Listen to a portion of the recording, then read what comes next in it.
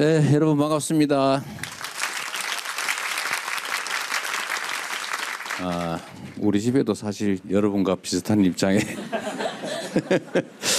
청년들이 있는데 많이 힘들죠? 대답을 안 하는 거 보니까 대답할 힘도 없는 거예요. 저는 저 뒤에도 보면 우리 기성세대들도 깨와 계신데 저는 사실 세상 사람들이 말할 때는 정말 힘들게 살았구나 이런 얘기들을 이제 듣기도 합니다. 그런데 요즘의 청년들과 제가 살아왔던 청년 시절을 비교해 보면 명백하게 요즘 청년 세대들이 훨씬 더 어려운 상황입니다. 뭐 여러분도 잘 알겠지만, 그러니까 먹고 사는 물질적인 기초 수준은 되게 높아졌죠. 뭐 밥을 굶지도 않고, 그래도 뭐 생존의 위협을 받거나 뭐 그러지는 않고, 직업의 질의 차이가 좀 있지만 굳이 뭐 구한 다음에 또 구할 수는 있는데 우리 청년들이 기대하는 수준에 맞지 않다는 점. 근데 결정적인 차이는 그런 것 같습니다. 미래가 희망적이냐. 당장의 상황이 좀 나을지는 몰라도 내일이 오늘보다 나을 거다. 뭐 10년 후, 20년 후, 또 내 자식 세대는 나보다는 더 나을 것이다 라고 믿어지느냐의 차이 같아요. 우리가 성장하던 시기는 정말로 대한민국이 고도 성장하는 시기였죠. 전 세계에서 이렇게 빨리 산업화된 소위 경제적으로 성장 발전한 나라 대한민국이 유일하죠. 이거 정말 전 세계가 놀랄 일입니다. 엄청나게 빠른 속도로 성장했죠. 그래서 당장은 어려워도 정말 오늘이 어제와는 다르고 내일 모레는 오늘과는 당연히 더 낮게 변했을 거라고 믿어졌어요. 뭐 임금이 몇 년 사이에 2배로 오르고 이랬으니까요. 그리고 우리가 대학을 졸업할 때는 뭐 웬만한 회사에 취직해서 평생 정년이 보장되는 그런 시절이었죠. 그리고 당연히 호봉제에 의해서 뭐 특별히 잘못하지 않으면 월급도 올라가고 뭐 퇴직금도 있고 별로 걱정을 안 했습니다. 중간에 요즘처럼 이렇게 속된 말로 잘릴 염려 또 없는 직장이 매우 안정적이었어요. 그런데 지금은 완전히 반대가 됐죠. 직장을 구하기도 어렵고 구해도 안정성도 없고 또 미래가 그렇게 희망적이지도 않죠. 그러다 보니까 뭐 결혼도 연애도 다 포기하는 그런 안타까운 상황이 됐습니다. 이렇게 된 데는 여러분은 아무런 잘못이 없죠. 우리 기성세대들의 잘못입니다. 이런 점들을 예측하고 충분히 필요한 대책을 만들었어야 하죠. 제가 제일 책임이 크죠. 그래서 이제는 또 새롭게 길을 열어가야 합니다. 그래서 새 정부는 이제 권한이 좀 생겼기 때문에 새 정부가 해야 될 길은 기회를 많이 만드는 거예요. 모든 문제의 출발점은 거기 있다고 봅니다. 제가 최근에 어제 저녁에 이제 청년 관련 정책 논의를 하느라고 이제 수석 보좌관 회의를 했는데 거기 통계 자료 이런 게 있더라고요. 20대 여성의 70.3%는 여성이 차별받고 있다 이렇게 생각하고 20대 남성의 70.4%는 남성이 차별받고 있다 이렇게 생각하고 있어요. 그게 아마 일면은 또 타당할 겁니다. 그래서 제가 그 얘기를 우리 여기 계신 분도 계신데 한번 의견을 물어봤어요. 왜 이러냐 이랬더니 한 분이 그런 얘기를 했어요. 예를 든다면 취업을 하기까지는 여성이 좀 유리한 것 같다. 남성이 차별받는 것 같다. 예를 들면 군대도 가야 되는데 가산점도 안 주고 뭐 등등. 그런데 취직을 하고 난 다음 그 단계부터는 남자가 더 우대되는 여성이 차별받는 것 같다. 예를 들면 뭐 간부도 별로 없고 상사도 별로 없고 다 남성 중심으로 조직이 돼 있고 시설도 남성 중심이고 어쨌든 유리천정 같은 게 실제로 있는 것 같아서 취직한 다음부터는 여성이 차별받고 취직하기 전에는 남성이 차별받는 것 같다. 일면도 타당하죠. 그런데 이거는 사실은 어느 세상이나 있었던 일이기도 해요. 다 상대적이잖아요. 저는 청년 세대 전체가 일종의 피해 계층이라고 생각합니다. 그런데 청년들이 원래는 그렇게 되면 청년들이 대동단결이 되잖아요. 그죠? 기성세대에 비해서 청년 세대들이 사실 매우 구조적으로 어려워진 거죠. 기회 총량이 부족해서 과거에는 경쟁을 사실 행복하게 했죠. 야, 우리 서로 누가 1등 하나 한번 해보자. 그럼 너 1등 하면 그래 축하해. 이렇게 했는데 요즘은 경쟁이 전쟁이 돼가지고 반드시 친구는 죽여야 된다. 와 비슷한 상황이 됐죠. 원하면 내가 죽으니까 이렇게 됐죠. 이유는 단순하죠. 기회 총량이 부족해서 그렇습니다. 경쟁이 너무 극렬화된 거예요. 여러분 잘못은 아니죠. 그래서 이 작은 기회의 구멍을 통과하기 위해서는 온갖 기묘한 기술을 다 배워야 되는데 다른 사람이 통과하면 나는 통과할 수 없는 상황이기 때문에 정말 잔인하게 경쟁이 아니라 전쟁을 하게 됐고, 그러다 보니까 정말 가장 가까워야 될 청년 세대들끼리 특히 남녀가 이 편을 지어 다투는, 괜히 여자가 남자 미워하면 안 되잖아요. 여자가 여자를 미워하는 건 이해하는데 그럴 수 있잖아요, 그죠? 여자가 남자가 여자를 미워한다? 이게 상상하기 어려운, 그러나 참으로 안타까운 일이 현재 벌어지고 있죠. 지역적 갈등도 심하고 세대 간 갈등도 심하고 남녀 간 갈등도 심하고, 여하튼 갈등이 심해요. 이 모든 문제의 원천은 기회의 부족이고, 기회의 부족은 저성장으로부터 오는 것이고, 이 저성장은 사실 매우 구조화된 측면이 있고 이제 악순환이 되기 시작한 거죠. 인구가 줄어드니까 성장 잠재력이 떨어지고, 성장 잠재력이 떨어지니까 현실 성장률이 떨어지고, 성장률이 떨어지니까 기회 총량이 줄어들고, 그러니까 더 좌절해서 결혼 안 하고 아이 낳지 않고 계속 악순환이 되고 있습니다. 이 악순환을 이제 전환을 해야죠. 기회를 만드는. 그래서 새 정부가 또 저를 포함해서 전부 다 성장 노래를 부르는 이유가 사실 여기에 있습니다.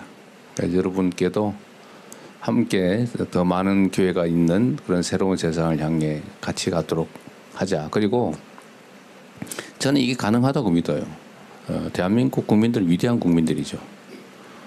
정말 이 지도를 보면 이 거대한 이 대륙이 귀퉁이에 완하게 붙어 있는데, 이렇게 독립 자주국가로서 수천 년을 이어오고, 지금도 남들이 보면은 정말 위험한 상황, 나라가 망할 듯한 또는 나라가 망한 상황, 이런 상황에서도 정말 그 안에 사는 우리 국민들의 백성들의 힘으로 그걸 극복해 오지 않습니까? 극복할 뿐만 아니라 세계에 지금은 자랑할 만한 나라가 돼 가고 있죠. K-팝 이런 거, 예를 들면 K-푸드, K-컬처, 우리가 이제 첨단 기술, 인공지능 이런 분야에서도 주력하지만 사실 문화 부문에서 우리는 또 다른 기회가 있다고 보는데, 어쨌든 전 세계가 지금 각광을 하지 않습니까? 그래서 그런 데에서도 기회를 좀 만들고, 그래서 새롭게 리셋하고 또 우리가 새로운 각오로 서로 존중하고 이해하고 힘 합쳐서 통합해서 함께 나가면 새로운 길을 열어갈 수 있을 것 같아요. 여하튼 미안하다는 생각이 많이 듭니다. 오늘도 옆에 계신 여러분 미안하게 생각하고요. 그러나 또 미안하다고 그냥 좌절하고 있을 수는 없는 거고, 또 다투고 세월 보낼 수는 없는 일이어서 오늘은 여러분 의견을 좀 많이 들어보겠습니다. 그리고 그 속에 답이 있겠죠, 그죠? 네. 자, 이런 기회 자주 가지면 좋겠습니다. 그리고 마지막으로 정말 대화를 좀 많이 하면 좋겠어요. 점점 전에는 이렇게 실금을 그었는데 요즘은 실선을 그을 뿐만 아니라 아예 벽을 쌓아서 접촉이 잘 안 됩니다. 어제 마이클 샌델 그 분이 똑같은 얘기를 하더라고요. 요즘은 너무 벽이 높다. 그런 말씀을 잠깐 했어요. 제가 잠깐 봤는데, 근데 우리는 대한민국 국민들이니까 같은 공간 안에 살고 협력해야 되기 때문에 노동자와 기업인들이, 청년과 기성세대들이, 특히 청년 남성과 청년 여성들이 대화를 많이 하면 좋겠습니다. 네, 고맙습니다. 네, 대통령님 감사합니다. 대통령님께서 함께 할 수 있다고 말씀 주신 것처럼 오늘 와주신 분들도 함께 문제를 해결하고 싶다라는 마음이 많기 때문에 오늘 이 자리에 오신 것이라고 생각이 듭니다. 네, 더 그 의미 있는 토론이 진행되면 좋을 것 같습니다. 이제 바로 첫 번째 세션을 진행해 보겠습니다. 첫 번째 세션의 주제는요, 청년의 사회 진출입니다. 청년들은 다양한 진로를 탐색하고 선택하는 과정에서 수많은 어려움과 고민을 마주합니다. 청년이 사회에 나아가기 위해 진로를 선택하는 과정, 그리고 새로운 분야에 도전하는 과정을 청년 두 분께서 먼저 이야기해 주시겠습니다. 첫 번째 발제자는 우리에게 익숙하면서도 낯선 재료에 새로운 생명을 불어넣어 주시는 분입니다. 청년 목수 김연서님을 모시겠습니다. 박수로 맞아주세요.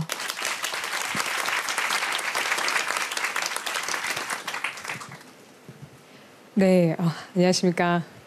자유를 찾아 현장으로, 네, 저는 첫 현장직 방충망을 시작으로 21살 때부터 현재는 목수로서 성장하고 있는 23살 김연서라고 합니다. 반갑습니다. 네, 처음 마주한 현장직인 방충망 사업을 시작했을 땐 제게는 그게 단순한 일이 아니라 즐거움이었습니다. 처음의 목표는 사업성과 색다름으로 시작했지만 책상 앞에 답답한 일상을 좀 벗어나고자 자유롭고 역동적인 현장에 있다는 것이 너무 행복했고, 이상하게도 오늘도 출근이네 라는 생각은 전혀 들지가 않았습니다. 오히려 빨리 나가서 일하고 싶다는 마음이 앞섰습니다.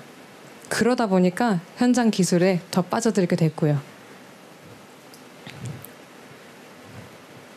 하나라도 더 배우고 익히면서 이게 내가 가능할까가 아니라 어떻게 하면 더 재밌게 즐기면서 잘할 수 있을까라는 생각을 하게 되었고, 그 열정이 결국 저를 현장직 중에서도 가장 기술 난이도가 높은 목수의 길로 이끈 것 같습니다. 물론 여성으로서 현장직에 좀 도전하고 버티는 일은 생소하리만치 쉽지 않았습니다. 때로는 좀 편견 어린 시선을 받기도 하고 체력적으로 부족하다는 말도 많이 들었었습니다. 하지만 그럴수록 저는 편견을 깨고 싶었고, 더 해내어서 많은 이들에게 어린 여성 혹은 청년들도 해낼 수 있다는 걸 좀 보여주고 싶었습니다. 자유롭고 역동적인 현장이 저를 좀 움직이게 했고, 시작하기 전엔 생각지도 못했던 기술의 정점이라는 그런 열망이 저를 매일 성장시키고 있습니다. 우리 사회에서 기술 기반 현장직은 고되고 힘든 일이라는 인식 때문에 청년들이 쉽게 도전하지 못하고 있습니다. 좋은 대학, 좋은 회사만이 성공이라는 편견 속에서 진로 탐색과 경험의 기회가 부족하기 때문이라고 생각합니다. 청년들이 현장직을 직접 경험도 해보고 다양한 진로를 선택할 수 있도록 기회를 넓혀주신다면 현장 기술직 또한 자부심과 성취심을 느낄 수 있는 또 다른 성공의 길로 당당한 다양한 길이 될 것이라고 생각합니다.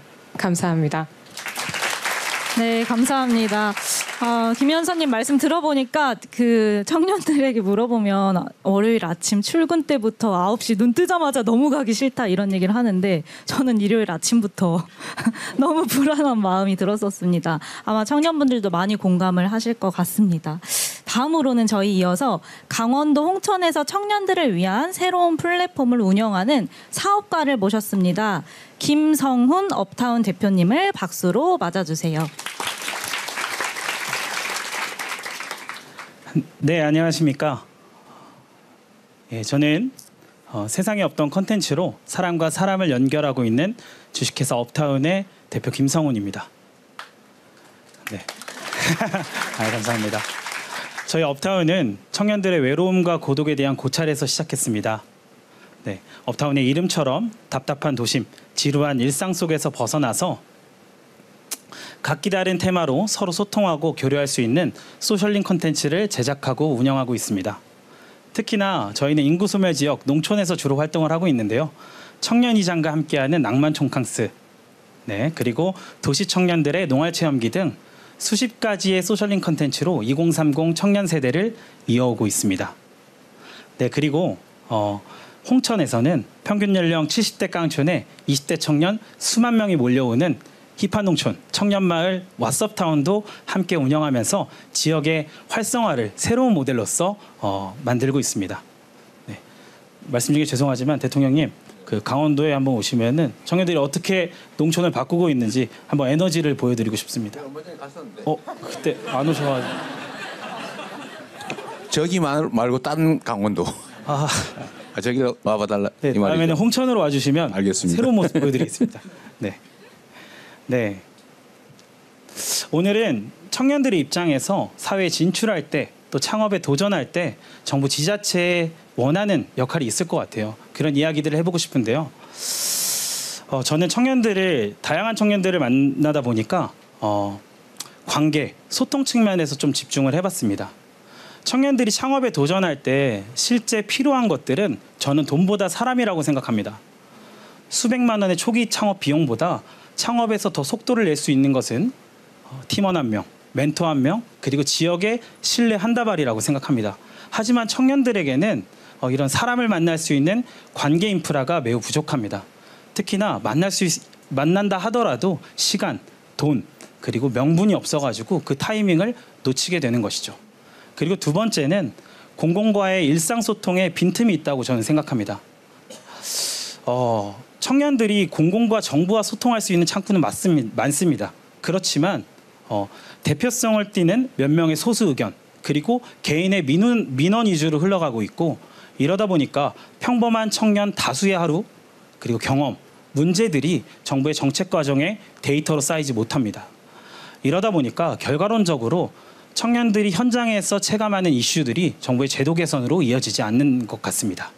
네. 그래서 저는 오늘 정부의 두 가지를 제안하고자 합니다. 첫 번째는 관계 바우처입니다. 청년들이 매달 소액이라도 만남, 그리고 모임, 그리고 연애, 혹은 창업 해커톤 등 직접 사람을 만나는데 정부에서 지원해 주시면 감사하겠습니다. 네, 두 번째는 정부에서 직접 공공청년 소통 플랫폼을 만들면 어떨까 생각해 봤습니다. 지금의 소통 창구는 청년들에게 너무 허들이 높고 솔직히 보수적입니다. 딱딱합니다. 그래서 지금 대학생들이 많이 사용하고 있는 에브리타임, 직장인들의 블라인드처럼 조금 라이트하게, 가볍고 편안하게 청년들이 공공과 소통할 수 있는 그런 플랫폼을 만들어 주십시오. 네. 실명 인증은 하되 댓글이나 게시물들은 익명으로 하고, 그리고 청년들의 관심이 많이 가지고 있는 주거, 취업, 창업, 그리고 정신건강, 일상 등은 카테고리를 만들어서 생활 이슈들을 수집하고 토론할 수 있게 하면 좋을 것 같습니다. 그리고 저희 청년들은 대통령님 온라인이 편합니다. 그래서 네, 분기에 한 번씩 여기 계시는 장관님들이나 아니면 대통령님께서 직접 스트리머가 되셔가지고 BJ로서 온라인에서 청년들을 만나볼 수 있으면 더 많은 청년들의 일상을 들을 수 있지 않을까 생각합니다. 그렇게 보통의 우리 청년들의 이야기들이 모이고, 그리고 토론할 수 있고, 집단지성으로 쌓아서 정부의 정책에 반영할 수 있으면 이게 또 다른 유형의 K민주주의 아닐까 저는 생각해 봤습니다. 청년은 쉽게 말하고, 그리고 정부는 정확하게 듣는 구조, 선순환 모델로서 설계해 주십시오. 감사합니다. 네, 김성훈 대표님 감사합니다. 돈보다 사람이라는 문장이 좀 기억에 남는데요. 청년들을 위한 지역사회 플랫폼을 만드는 과정에 대해 유익한 의견을 들어보았습니다.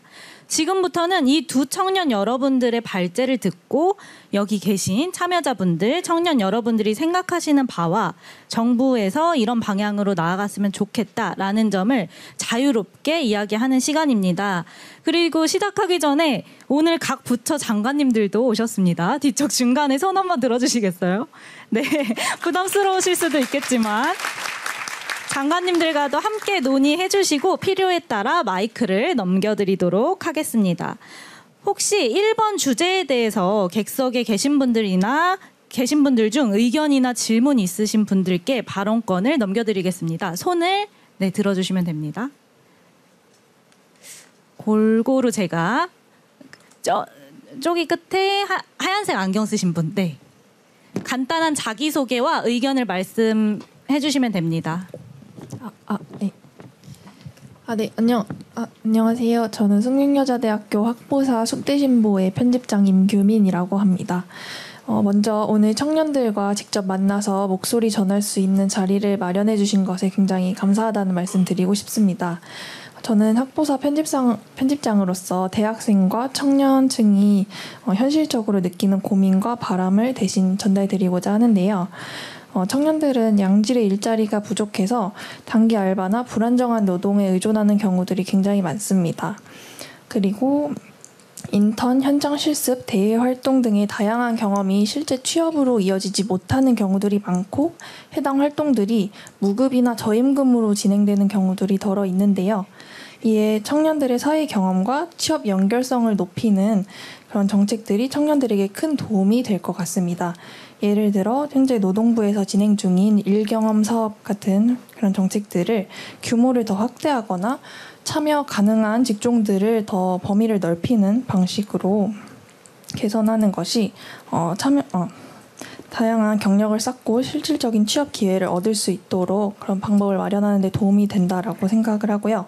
이와 관련해서 청년들의 사회 경험과 취업 연결성을 높이기 위해서 정부 차원에서 다른 사업이나 정책을 다양하게 만들어주시면 감사하겠습니다. 그리고 오늘처럼 청년들의 직접 의견을 전달할 수 있는 자리가 앞으로도 더 늘어나면 좋겠다는 말씀을 전하고 싶습니다. 감사합니다. 네, 감사합니다. 짧은 시간 안에 양질의 일자리, 알바나 인턴, 현장 실습이 아닌 좀 더 청년들이 지속할 수 있는 부분에 대해서 말씀을 해주셨습니다. 저희 패널분들께서 혹시 답변을 해주실 수 있는 분이 계실까요? 네, 없으시면은 네, 저도 그 생각을 하고 있었는데요. 마침 고용노동부 장관님이 와 계신데요. 마이크 전달해 주시면 장관님 의견 들어보겠습니다. 네, 안녕하세요. 이거 대본에 없던 거 아니었나요? 너무 잘 들었습니다. 청년들은 기업에서는 경력직을 올 상반기만 하더라도 82%가 경력직을 선호하고 청년들은 취업도 못해서 경험이 없고 경험 없이 취업 못한 악순환이 빠지고 있는데요. 방금 아까 저 친구 말씀처럼 정부에서는 일 경험을 확대하려고 하고 있는데 구체적으로 엊그저께 대통령께서도 국무회의에서도 말씀을 하셨고 민간에게 좀 더 청년들에게 기회를 줬으면 좋겠다고 하는데 EU에서는 유스 개런티라고 해가지고 청년에게 대한 좀 더 주자는 건데 새 정부에서 AI에 대한 대대적인 투자도 하고 하기 때문에 기업하고 좀 협의를 해와야 되겠습니다만은 좀 청년 쿼터를 좀 늘려서 경험을 많이 쌓을 수 있도록 하는 것 어떨까 생각도 하고요. 그 다음에 우리가 그 저출생 문제를 해결하기 위해서 육아휴직이라든지 뭐 또 노동시간 단축을 위해서 여러 가지 연차 활성화라든지 이런 것들을 하는데 그러려면은 좀 대체율이 있어야 되거든요. 그분들이 장기간 보러 가려면 그런 자리에는 또 청년들이 가가지고 경험을 쌓는 그래서 뭐 한 일석이조로 기성세대들은 편하게 육아휴직이나 또 장기휴가나 이런 것들을 쓸 수 있도록 하고 그 빈자리는 또 청년들이 가서 또 경험을 쌓고 하는 뭐 이런 것들 뭐 여러 가지로 고민하고 있습니다. 오늘 여러분들 좋은 말씀 주시면은 잘 검토해서 열심히 하겠습니다. 네, 고맙습니다. 네, 제가 좀 얘기해 줄까요? 우리 학보사 오늘 학보사에서 꽤 많이 오셨다고 그러더라고요. 네, 하여튼 반갑고요. 지금 청년 취업과 관련해서는 여러 가지 이제 논점들이 있는데 제가 이제 사실 이게 그리 바람직하지는 않지만 제가 대기업 회장님들한테 읍소 부탁을 해가지고 청년들 좀 뽑아주세요. 부탁을 했는데 다행히 부탁을 좀 들어주고 있어요. 그래서 하반기에 몇만 명 신규로 아마 청년들을 신입으로 뽑게 될 것 같은데 이게 매년 그러면 계속 확대돼서 갈 거냐 아마 쉽지 않을 수 있죠. 물론 뭐 삼성은 계속 하겠다고 하던데 근데 이게 어떤 문제가 있냐면 사실 이제 여러분의 문제이기도 한데요. 기업들 입장에서 경력직을 단기로 뽑는 건 이유가 있어요. 제가 경영을 하지는 않지만 그 사람들 입장에서는 첫째로 효율적으로 이미 훈련된 사람을 뽑아 쓰는 게 이익이다. 뭐 이게 좀 뭐 당연하겠죠. 그럼 옛날에는 안 그랬냐? 옛날에 다 신입 사원 뽑아가지고 교육 훈련 시켜서 일 시킬 때 이때는 그러면 그 경력직을 뽑는 게 그러면 더 유리하지 않았느냐? 그렇지 않죠. 당시에도 경력직을 뽑았어요. 그런데 그때는 왜 신입사원들을 많이 뽑았냐? 이것도 이제 일종의 악순환인데, 당시에는 일단 취직하면 기본적으로 정년 보장을 했어요. 그러니까 경력직 뽑으려도 이미 다른 회사에서 잘 안 나와요. 서로 그렇게 체계화돼 있으니까 경력직 뽑는 게 쉽지 않고, 근데 할 수 없이 당연히 신입사원을 청년들 뽑아서 일정 기간 교육시켜서 이제 제대로 된 업무에 투입하는. 그때까지 약간의 비용이 나겠지만 또 다시 제대로 된 일을 하면 또 성과가 나오고, 이렇게 하다가 이게 어느 순간에 깨진 거죠. 여러 가지 이유들이 있긴 한데 지금은 이제 종신고용, 정년 보장이 잘 없어요. 기본적으로 종신고용하지 않습니다. 그것도 이유가 여러 가지 있죠. 효율적이기도 하고, 또 하나는 이제 노동조합 이슈가 있죠. 고용의 유연성이 확보가 안 되니까 필요할 때 내보내고 다른 사람을 뽑거나 아니 전환을 하기 쉽지가 않다. 그러니까 기본적으로 계속 쓸 거라도 일단은 뭐 한 2, 3년 계약으로 연 계약으로 계속 갱신하는 방식으로 쓰게 된 겁니다. 그러다 보니까 너무 이제 쉬워지니까 그러니까 경력직을 뽑는 게 또 쉬워지니까 다 이렇게 다 전환을 해가지고 청년들은 이제 길에서 스스로 상당한 경력과 실력을 쌓지 않으면 취업할 수 없는 지경이 된 거예요. 그래서 이거는 좀 구조적으로 정규직 취업을 정규직 채용을 회피하는 문화. 과연 그러면 훈련된 사람을 뽑는 것이 반드시 기업한테 유리하냐? 사실 불리하다고 해요. 기업 입장에서 그런 게 있다고 합니다. 일하는 사람들이 소속감이 없어요. 내 회사가 아니에요. 나 언제 나갈지 모르는데 뭐. 그래서 그 회사에서 내가 성과를 내가지고 그 회사가 잘 돼도 나하고 아무 상관이 없어요. 내가 언제 나갈지 모르는데. 이게 생산성이 사실 올라가지 않는다. 일본은 여전히 종신고용이 주류라고 지금 들었는데 저는 그렇다고 일본 기업들의 경쟁력이 떨어졌냐? 또 그렇지도 않아요. 결국 이 부분도 사실은 우리가 상당 정도 토론하고 논의해서 필요한 것들은 서로 수용하면서 고쳐야 됩니다. 그리고 우리 노동부 장관님 말하기 되게 어려울 텐데 청년 고용을 지금 어쨌든 몇만 명 해주겠다고 지금 이제 하는데 이게 지속되려면 기업들이 손실이 없어야 되거든요. 그 손실을 어떻게 보전해 줄 거냐. 교육 훈련을 기업들이 대신하는 거잖아요. 지금은 돈으로 정부 재정으로 다 교육 훈련 시키고 있거든요. 근데 이제는 기업들이 만약에 그렇게 해주면 기업들이 하는 그 역할에 대해서 세제 혜택을 주든지 어떤 경제적 혜택을 주어서 손해가 안 나게 하는 그런 시스템도 좀 필요하지 않을까 하는 생각이 듭니다. 제가 다음부터 말 많이 안 할 테니까 많이 하세요.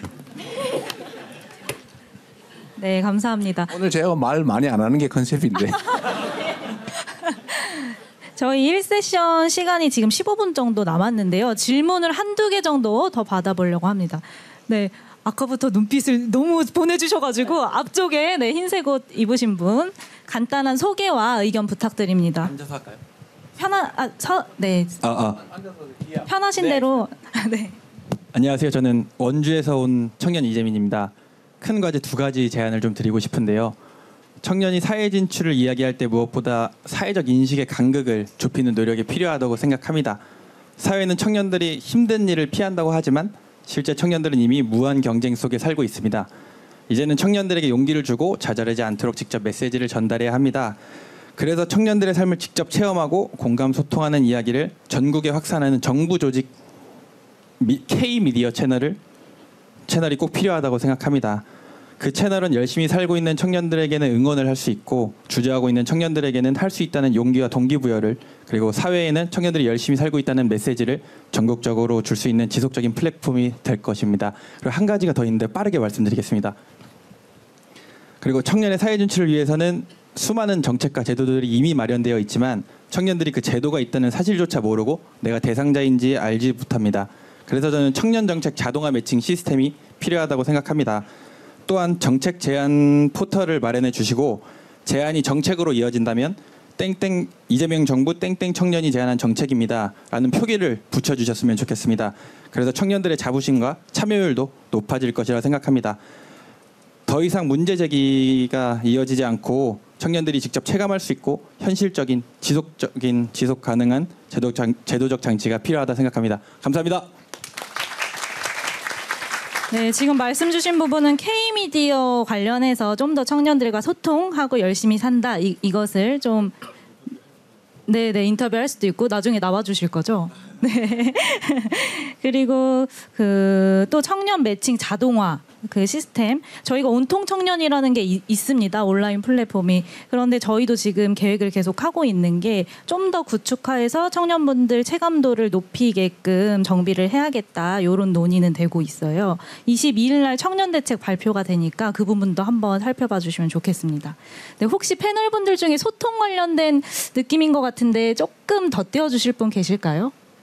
또 소통이면 제 생각에는 김지선 선생님께서 워낙 청년분들과 소통을 잘해주고 계셔가지고 네 부탁드립니다. 네, 이것도 대본에 없는데요. 네.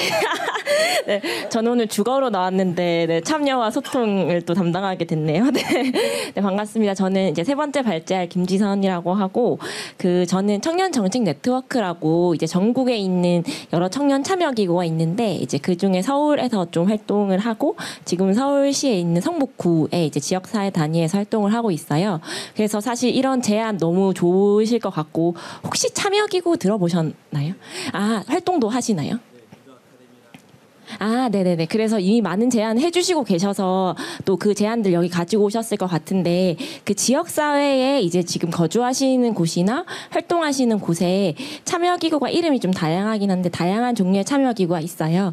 거기서 정책 제안도 하실 수 있고 우리 지역사회에 어떤 정책들이 있는지 좀 확인도 하실 수 있으니까 그런 거 한번 참여해 보시면 좋겠다라는 생각이 들고요. 사실 조금 더 말씀드리면 그런 참여기구에서 다들 이제 퇴근하고 저녁에 또 주말에 시간 내서 나오시는데 그게 실질적으로 정책에 반영되는 비율이 매우 적습니다. 그래서 여기 많은 공무원분들 오셨는데 사실은 청년분들이 이제 용기 내서 또 시간 내서 에너지 내서 제안한 정책들이 좀 잘 반영이 될 수 있도록 실효적으로 좀 운영될 수 있도록 많은 시간과 에너지를 자원을 많이 투여해 주시면 너무 감사할 것 같습니다. 네, 답변 감사합니다. 자, 제가 마지막 질문 받으려고 하는데요. 이번 질문은 저희 주제 1세션과 같이 일자리, 창업, 진로 탐색 중심으로 받아보려고 합니다. 잠시만요. 여기 뒷줄 파란색 남방 입으신 분께 마이크 전달 부탁드리겠습니다. 간단한 소개와 의견 부탁드리겠습니다. 네, 안녕하세요. 저 여의도 증권회사에서 지금 10년째 일하고 있는 김용훈이라고 합니다. 저는 그 대통령님 의견과 좀 다르게 기업의 일자리 문제가 현재 너무 고용이 고정되어 있다 보니까 청년들에게 기회가 안 온다고 생각하거든요. 현재 기성세대들이 그 일하던 시대와 다르게 저희 세대는 지금 산업이 양극화가 많이 돼 있습니다. 그래서 제조업과 그다음에 금융, 다른 산업들, AI 같은 많은 산업들이 양극화가 되다 보니까 각각의 영역별에 대한 그 고용 정책의 형태가 달라져야 된다고 생각하는데요. 특히 저희 같은 대기업이나 이런 쪽에서는 고용의 유연화가 많이 되어서 그 유연화된 기회가 청년들에게 돌아와야 된다고 생각합니다. 그래서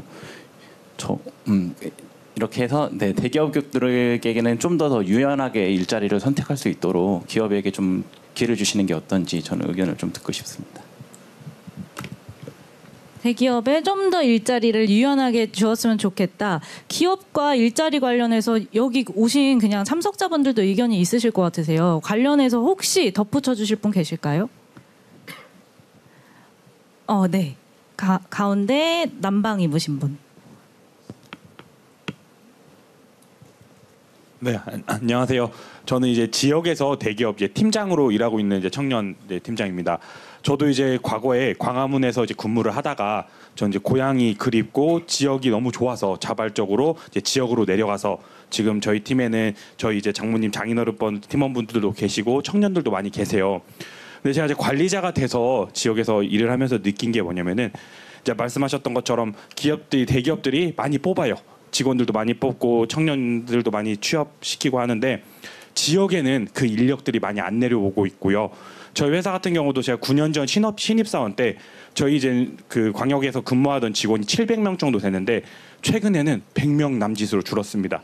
그리고 신입사원들도 지역으로 배치를 받는 것도 가뭄에 콩나듯이 한두 명 내려온 그 청년들마저도 수도권으로 다 떠나고 있고 저 역시도 지역에서 지역 기반에서 살고 싶어서 지역으로 내려와서 이렇게 열심히 하고 있는데 인근 광역 지자체랑 이제 통폐합하려고 하고 있고 또 아니면은 수도권으로 발령을 내고 있고 그리고 지역에서 첫 번째 이제 그런 문제가 있어서 창업이나 지역 기업 육성도 좋지만 대기업이 본부와 지방의 본부와 지점을 준 이제 대기업들이 계속 청년들을 많이 뽑고 또 일자리를 창출할 수 있도록 정책적인 방향성이 좀 확립했으면 좋겠고요.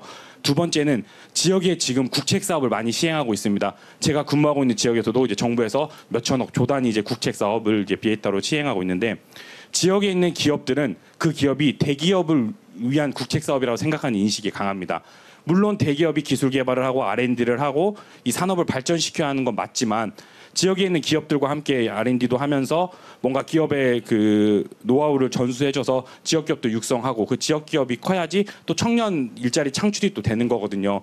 그런 부분에 대해서 정책적으로 정부에서 좀 고려 좀 해주셨으면 좋겠다는 좀 생각이 듭니다. 네, 감사합니다. 지금 대기업 얘기가 나오다가 이제 지역 기업도 같이 성장해야 된다 이런 말씀이신 것 같으세요. 혹시 장관님들 중에 계속 마이크 넘겨드려서 죄송하지만 고용노동부 장관님 혹시 한 번 더 답변 가장 잘 알고 계실 것 같아서 마지막으로 답변 부탁드리겠습니다. 지역과 청년은 같이 맞물려 있고 그 결국 지역 일자리를 제대로 만들지 못하면 지역 소멸하게 된다고 봅니다. 그리고 청년들은 아까 금방 말씀하셨듯이 자기가 태어난 곳에서 자기 친구들과 또 자기 가족들과 함께 거기서 일자리를 갖고 싶어 합니다. 하지만 지금 흔히 말해서 남방 한계선이 지금 평택까지 내려왔다고 하는데 그 밑으로는 대기업을 유치하기도 어렵고 어려운 기업에서도 청년들이 떠나고 있는데요. 그런 차원에서 저희들이 지역에 좋은 일자리를 유치하기 위해서 여러 가지 이제 고민하고 있고 아까 제가 다 시간 관계에서 말씀을 다 못 드렸는데 청년들이 원하는 청년이 선호하는 산업단지라고 해야 될까요? 상식이 통하는 일자리라고 해야 될까요? 아까 저기 젊은 목수님 말씀했듯이 예를 들면 청년들 중에서도 건설업 현장 멋있게 생각하는 청년들 많은데 그 친구들을 앙케이트를 해보면 뭘 해줬으면 내가 건설 현장에 왜냐하면 지역에 중요한 일자리 중에는 건설업이 많거든요. 사실은 지역 관급공사라든지 이런 거 있는데 그 친구들 이야기 들으면 첫 번째 뭘 해줬으면 좋겠냐 물어보면 깨끗한 화장실. 네. 그리고 두 번째 노가다라고 하는 그런 인식 그런 거 바꿔줬으면 좋겠다. 그래서 제가 그런 걸 보면서 청년들이 원하는 게 거창한 게 아니었구나. 상식이 통하는 일터. 그래서 임금체불 없고 직장 내 괴롭힘 없고 그다음에 안전한 일터 만드는 것이 지역에서부터 좋은 일자리가 아닌가 그렇게 생각합니다. 제가 얼마 전에 3학년 2학기라고 그 고등학교 학생들 이제 2학기 되면 실습 나가는 그 영화를 본 적이 있는데요. 그 감독님하고 얘기를 나눴는데 젊은 친구들이 실습 나가서 꼭 벌 받는 것 같았다. 돈 준다고 너무 많은 걸 시키더라. 이런 이야기를 듣고 내가 많은 걸 생각하게 됐는데요. 그래서 우리 농림부 장관님하고 같이 해가지고 산단에 10월 1일부터는 1,000원의 아침밥 이런 것도 제공하고 문화단체하고 해가지고 공단도 조금 뭐라 할까요? 예술적인 이런 것들도 해가지고 지역에서 좋은 일자리 될 수 있도록 관계부처 협업하고 열심히 하겠습니다. 계속 열심히 하겠습니다. 계속해서 열심히 하겠습니다. 네, 네. 네, 감사합니다. 네. 세션 네, 기성세대로서 저도 죄송한데 오늘 사과를 굉장히 많이 하시는데 사과드리고 마이크 네, 넘기겠습니다. 감사합니다. 네. 근데 제가 뭘 한번 물어봐도 돼요? 네, 우리 목수님 예. 몇 년 됐다고? 9년? 저는 지금 23살이고요. 네. 19살부터 했다는데? 아니요, 저는 21살부터 방충망 사업을 시작으로 현장직에 뛰어들고 그리고 22살 겨울부터 목수를 시작으로 지금까지 목수를 하고 있습니다. 그러면 몇 년 된 거예요? 전 지금 1년 남짓 안 됐습니다. 자리 잡았다고 생각하세요?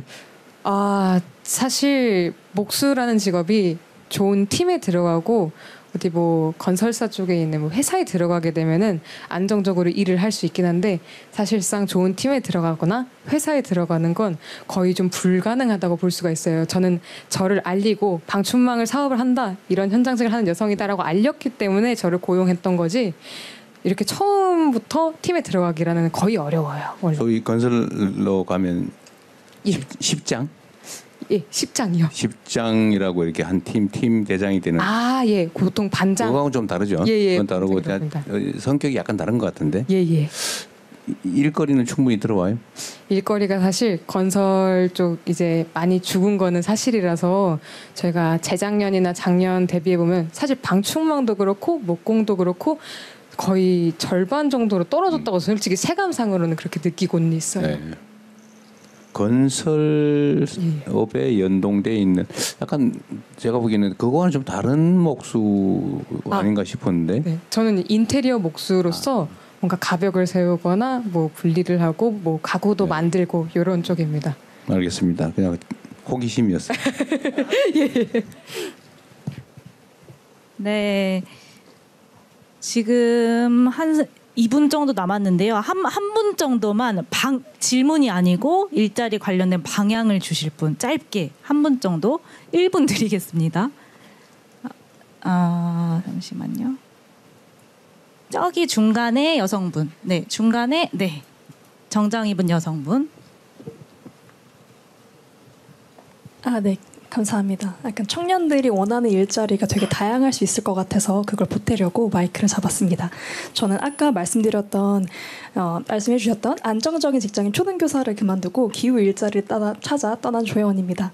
이제 기후 문제에 전념하게 된 건 사실 기후 위기가 미래 세대의 부를 구조적으로 결정하기 때문인데요. 최근에 기상청 한국은행은 1.5도를 지키지 못했을 때 장기적으로 GDP가 20% 정도 감소한다고 발표한 바 있습니다. 저는 이 기후 위기를 기회로 바꿔주셨으면 하는데요. 제 질문은 그리고 제안은 정부 차원의 친환경 그리고 재생에너지 시장 확대와 일자리 확대 방안을 어떻게 할 수 있을지에 대한 것입니다. 청년 미래 세대가 가장 걱정하는 문제 중에 하나가 기후 위기인데요. WHO에서 공식 인정한 바와 같이 기후 우울, 불안, 나아가 탄소 배출을 걱정하면서 아이를 낳지 않겠다고 결심하는 친구들도 있습니다. 한편 석탄 화력 발전소에 입사를 했다가 탄소 다배출 기업에서 일하는 것에 대한 죄책감으로 이직을 고려하는 청년 친구들도 다수 존재합니다. 지금 청년들은 단순한 직업으로서의 일이 아니라 성취감을 느낄 수 있는 일자리를 원합니다. 전 세계적으로 에너지, 배터리 시장은 가장 큰 성장 동력으로 평가되는데요. 안타깝게도 하나큐셀 같은 태양광 기업이 국내에 철수하고 있고 풍력을 하는 기업도 얼마 없습니다. 전기차, 배터리마저도 국내 투자보다는 미국 공장 건설에 열을 올리고 있는데요. 제가 생각해본 바로는 정부가 강력한 탄소 감축 목표를 설정하면 기업들이 기후 투자를 활성화하고 그에 따라 탄소 가격도 올라갈 수 있다고 생각합니다. 이에 따른 정부 투자가 수반된다면 기후 일자리도 많이 생길 것 같습니다. 이런 내용들을 정책 제안에 조금 넣어들고 싶고요.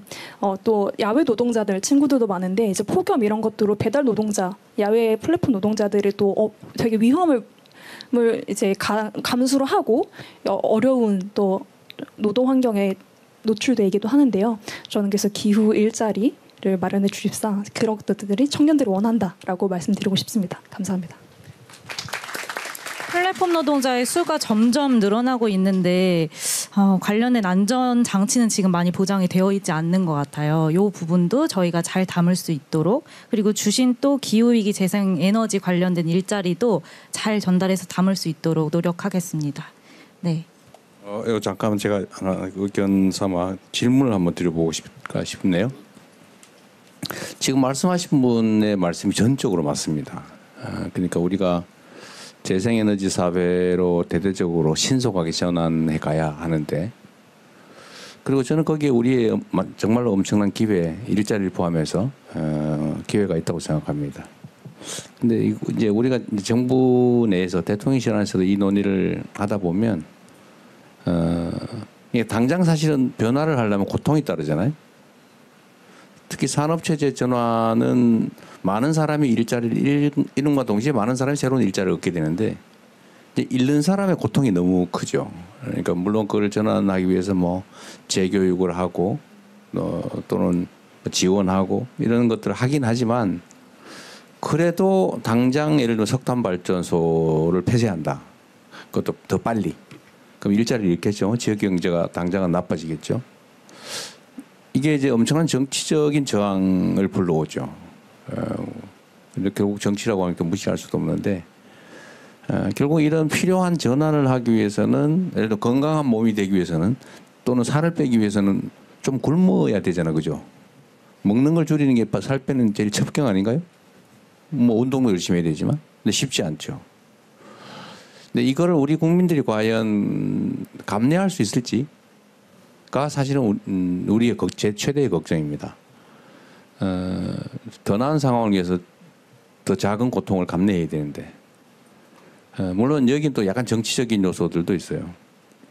공격이 있죠. 공격과 선동이 있습니다. 정치적 이익을 위해서 더 나은 상황을 위한 작은 고통을 이제 침수봉대하는 거죠. 여러분들 보시기에는 어떠세요? 예를 들면 정말 우리 조금 전에 말씀하신 분 말씀처럼 우리가 재생에너지로 대대적인 전환을 해야 되고 거기 새로운 기회가 분명히 있고, 그러나 그 전환 과정에서 단기적으로 많은 사람들이 고통을 겪게 될 텐데 그걸 과연 우리 사회에서 감내할 수 있을지, 이거를 정부 정책으로 대대적으로 밀어붙일 때 과연 수용성이 얼마나 될지 여러분들은 좀 어떠세요? 그러니까 한번 견딜 수 있다. 한번 손 한번 들어볼까요? 견딜 수 있다. 한번 견디기 어렵다. 더 많죠. 이게 물론 여기서 상당히 많은 논의를 하고 사실은 긍정적 답이 훨씬 더 많을 걸로 기대되는 상황임에도 불구하고 실제로 그렇지 못하죠. 어쨌든 이 문제도 사실 우리가 함께 풀어야 될 때 상당히 중요한 문제입니다. 우리가 새로운 변화를 위해서 현재의 고통을 감내할 수 있을 것이냐. 어쨌든 한번 같이 고민해 보죠. 네, 관련해서는 더 많은 고민과 논의를 함께 해나갔으면 좋겠습니다. 저희 시간이 되어서요. 이제 주제 세션 2번으로 넘어가 보려고 하는데요. 지금까지는 청년의 사회 진출 주제로 열띤 토론을 했고 청년이 사회 구성원으로서 당당하게 자리 잡기 위해서 동반자로서 정부는 어떤 역할을 해나가야 할지 많은 생각을 할 수가 있었습니다. 두 번째 세션의 주제는요. 청년의 자립 기반 마련입니다. 청년이 사회에 안정적으로 독립할 수 있는 기틀을 마련하기 위해 여러 방면에서 애쓰는 청년분들이 계십니다.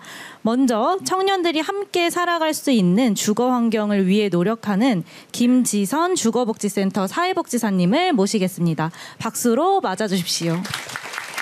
안녕하세요. 소개받은 김지선입니다. 네. 네, 혹시 시작하기 전에 여기서 그 독립을 하셨거나 독립을 원하시는 청년분들 혹시 손을 들어보실 수 있을까요?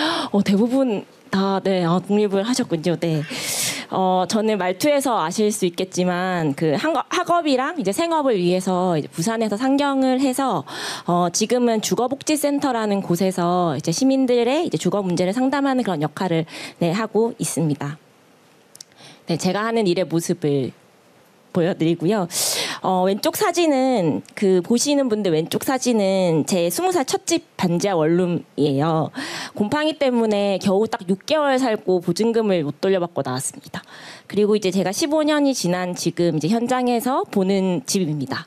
네, 2010년부터 2025년까지 15년 지났는데 사실 상황이 정말 많이 달라지지 않았다는 게 매일매일 현장을 나가면서 좀 놀라운 점인 것 같아요. 대통령님께서 말씀 주셨듯이 한국이 정말 많이 발전했는데 이런 모습을 보면 또 굉장히 안타까운 현실이 있구나라는 생각을 하게 됩니다. 저는 의식주라고 해서 이제 식품이랑 함께 주거는 사실은 그 인간의 생활의 필수 요소인데 식품은 안전인증 제도 같은 것도 있고 사실 건장 소비자 가격 같은 것도 있고 문제가 생기면 신고할 수 있는 그런 신고처도 공식적으로 있잖아요. 근데 집은 먹는 것도 중요하지만 사실 매일매일 잠드는 곳에서 가장 많은 시간을 보내기도 하는 곳인데도 사실은 전혀 이제 이런 기준들이 저는 없다는 생각이 들어요.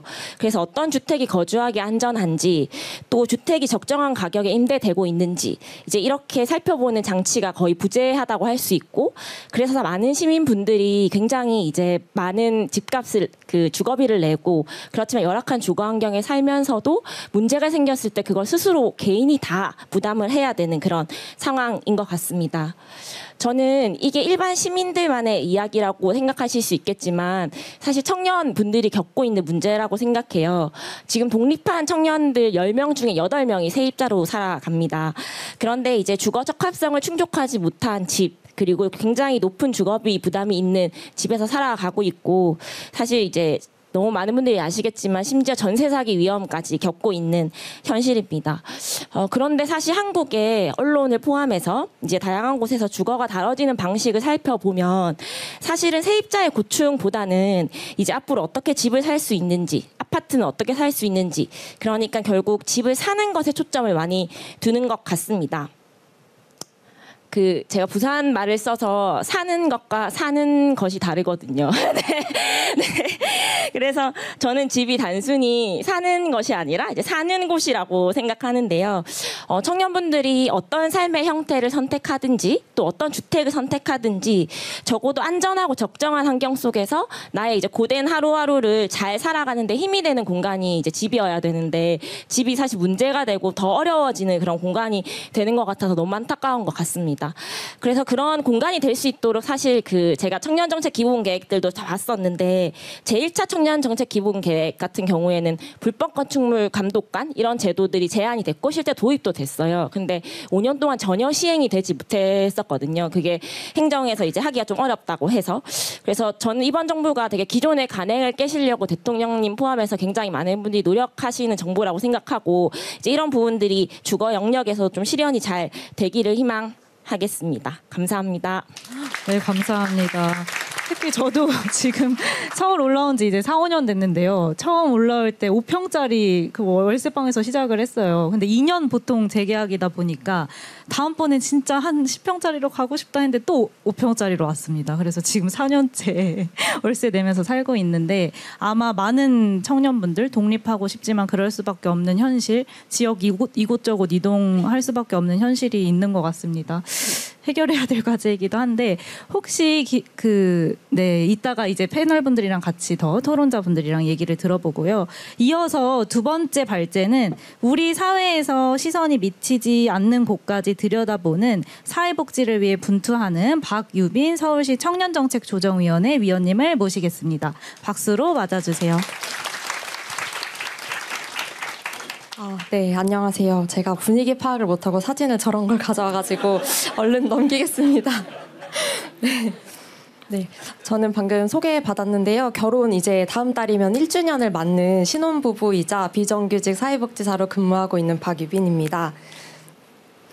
저는 운이 좋게도 제가 일을 잠깐 쉬고 있는 동안 결혼 준비를 하게 돼서 SH 신혼부부 행복주택에 입주해서 신혼을 시작할 수 있게 되었습니다. 사실 일을 하고 있는 청년들이 어느 정도 자금이 모여서 결혼을 결심할 때쯤이면 공공임대주택에 들어가기에는 그 소득 분위기가 매우 좀 타이트하게 느껴지기도 하는데요. 제가 막상 이렇게 안정적인 공공에서 제공하는 집에서 신혼을 시작할 수 있다는 게 저에겐 너무 큰 축복이라고 생각돼요. 조금 더 정부에서 이미 힘써주고 계시지만 공공주택 공급 확대와 소득 기준 완화의 필요성에 대해서 말씀드리고 싶었습니다. 다음으로 저는 비정규직 사회복지사로 일을 하고 있는데요. 저희가 저출생 문제가 언급된 이후로 일을 하면서도 아이를 낳고 키울 수 있는 여러 가지 정책들과 제도들이 나오고 있고 계속해서 알려지고 있습니다. 하지만 제가 정규직으로 일하다가 비정규직이 되어보니 비정규직은 사용하기가 되게 어렵구나. 기간이 정해져 있는데 육아휴직을 대체로 인력을 받기도 어렵고, 제가 임신한 상태로 다음 정규직으로 이직을 도전하기도 어려워서 이런 일자리의 형태에 따라서 기존에 있는 좋은 정책들을 사용하기가 어려울 수도 있다라는 생각이 들었습니다. 실제로 지금 대한민국 20대 청년 중 10명 중에 4명이 비정규직이라고 하는데요. 그래서 좋은 정책들은 지금 많이 만들어주고 계시지만 이 정책들을 실제로 수혜받을 수 있는 청년의 일자리 형태가 얼마나 있는지, 그리고 그런 조직 문화들이 이런 정책과 제도들을 받아들이고 근로자들에게 수용해줄 수 있는 분위기인지, 얼마나 정책이 실현되고 있는지도 한번 같이 점검해보는 것도 필요할 것 같습니다. 네, 그리고 마지막으로는 저희 지금의 돌봄 정책이 그런 부부가 노동 시간을 보장을 하면서 아이를 낳고 키울 수 있게 하는 정책인 것 같습니다. 그래서 저는 제안 드리고 싶은 것은 일자리의 수 자체를 늘려서 노동 시간을 좀 줄이고 아이가 가족이 또 함께 보낼 수 있도록 하는 방향으로의 좀 정책이 고민되어야 되지 않을까 싶습니다. 아이들의 지금 사교육 열기가 정말 뜨겁죠. 그래서 그런 사교육 때문에도 그 돈을 지불하는 건 너무 부담스러워서 아이를 못 낳겠다는 청년들이 많은데요. 이런 아이들이 사교육과 조기 교육의 열기보다는 좀 가정 안에서의 따뜻함을 느끼면서 자라야 본인이 커서 또 다른 가정을 꾸릴 결심을 할 수 있을 것 같습니다. 네, 경청해 주셔서 감사합니다. 네, 감사합니다. 결혼 후 특히 여성은 더 경력 단절로 이어지기 쉽고 남성은 아직까지 육아휴직을 쓰는데 눈치를 많이 본다는 통계도 있습니다. 이 부분도 이따 이야기 나눠보면 좋을 것 같습니다. 다음으로 경북 영천에서 청년들을 위한 지역 공동체를 꾸려나가는 정지홍 두레반 사람들 반장님을 모셔보겠습니다. 박수로 맞아주십시오. 네, 안녕하세요. 저는 귀농 11년 차 경북 영천 화산면에서 활동하고 있는 농민이자 두레반 사람들의 반장 정지홍입니다. 저는 서울에서 27년을 살다가 귀농 온 지 이제 11년 되었습니다. 제가 지역에서 경험하고 느꼈던 지점과 또 희망에 대해서 말씀드리고자 합니다. 일자리가 없어서 더 나은 교육을 위해서 청년들이 많이 대도시로 떠납니다. 수도권으로 올라오고 여기 올라오셨고, 네, 가장 중요한 것은 떠나지 않고 그 땅에서 좀 살아가는 것이 중요하지 않을까, 저는 그렇게 생각합니다. 그들이 계속해서 사라지면 지역 고유의 지역성이 약간 트렌드에 묻히고 더 나아가 시골 말부터 사라질 것 같습니다. 오늘은 제가 각자의 방식으로 지역에서 적응하여 살아가는 청년을 중심으로 이야기하고자 합니다. 지금은 핵개인 시대이지만 서로의 안녕을 물을 수 있는 청년들이, 좀 친구들이 서로 옆에 필요하지 않을까 생각합니다. 두레반 사람들은 10명 정도의 작은 공동체를 시작해 가입 절차나 형식 없이 자발적으로 참여해 지역 축제, 노포기록, 교육 프로그램 등을 진행하면서 지역에 대한 애정을 키워가고 있습니다. 사실 이런 부분들을 조금 생각해 봤을 때 저희가 자발적으로 만들고 하는 것들이 지역에 없어서 또 할 수 있는 부분들이 있었거든요. 그런 것들이 좀 시도의 기회가 있는 것들이, 청년들이 할 수 있는 것들이 있지 않을까 생각합니다. 다양한 문화 기획 이외에도 여러 자리에 참여는 하고 있지만 사실 진짜 이야기할 기회는 부족하다고 생각합니다. 세대 간 소통에서 청년들은 조금 위축되기도 하고 50대 이상 어르신들, 기성세대 분들이 조금 많이 계셔서 10대부터 청소년부터 좀 이야기할 수 있는 자리가 많이 필요하다고 생각합니다. 몇 해 전 도시재생 건축 제안에서 한 초등학생이 제안을 하는 이야기로 여기서 내려갈 때 미끄럼틀 타고 내려가면 좋겠어요, 이런 이야기를 했는데 저는 그 부분을 아직도 기억이 나거든요. 한 3년 전에. 그래서 너무 좋겠다, 이런 좀 아동 친화적인 것들이 이루어지면 좋겠다라고 생각했는데 행정에서는 아이의 이야기로 치부되고 그냥 뭔가 검토에 대한 피드백이 하나도 없이 넘어가 버렸습니다. 사실 그런 부분을 좀 안 되는 이야기들도 어떻게 해서 안 된다는 부분과 그런 것들을 우리가 함께 고민해 볼 수 있는 행정의 입장과 뭐 당사자 입장에서 조금 같이 고민을 한다면, 그런 부분을 좀 이야기해 주신다면 우리는 여기가 진짜 우리 동네구나, 우리가 좀 더 바꿀 수 있으려면 저렇게 하면 되겠다, 이렇게 하면 되겠다라는 걸 고민할 수 있을 거라고 생각합니다. 작은 공동체에서 시작한 교류가 지역 사회 전체 문제 해결 역량으로 확장되고 그리고 서로를 돌보는 힘이 될 거라 믿습니다.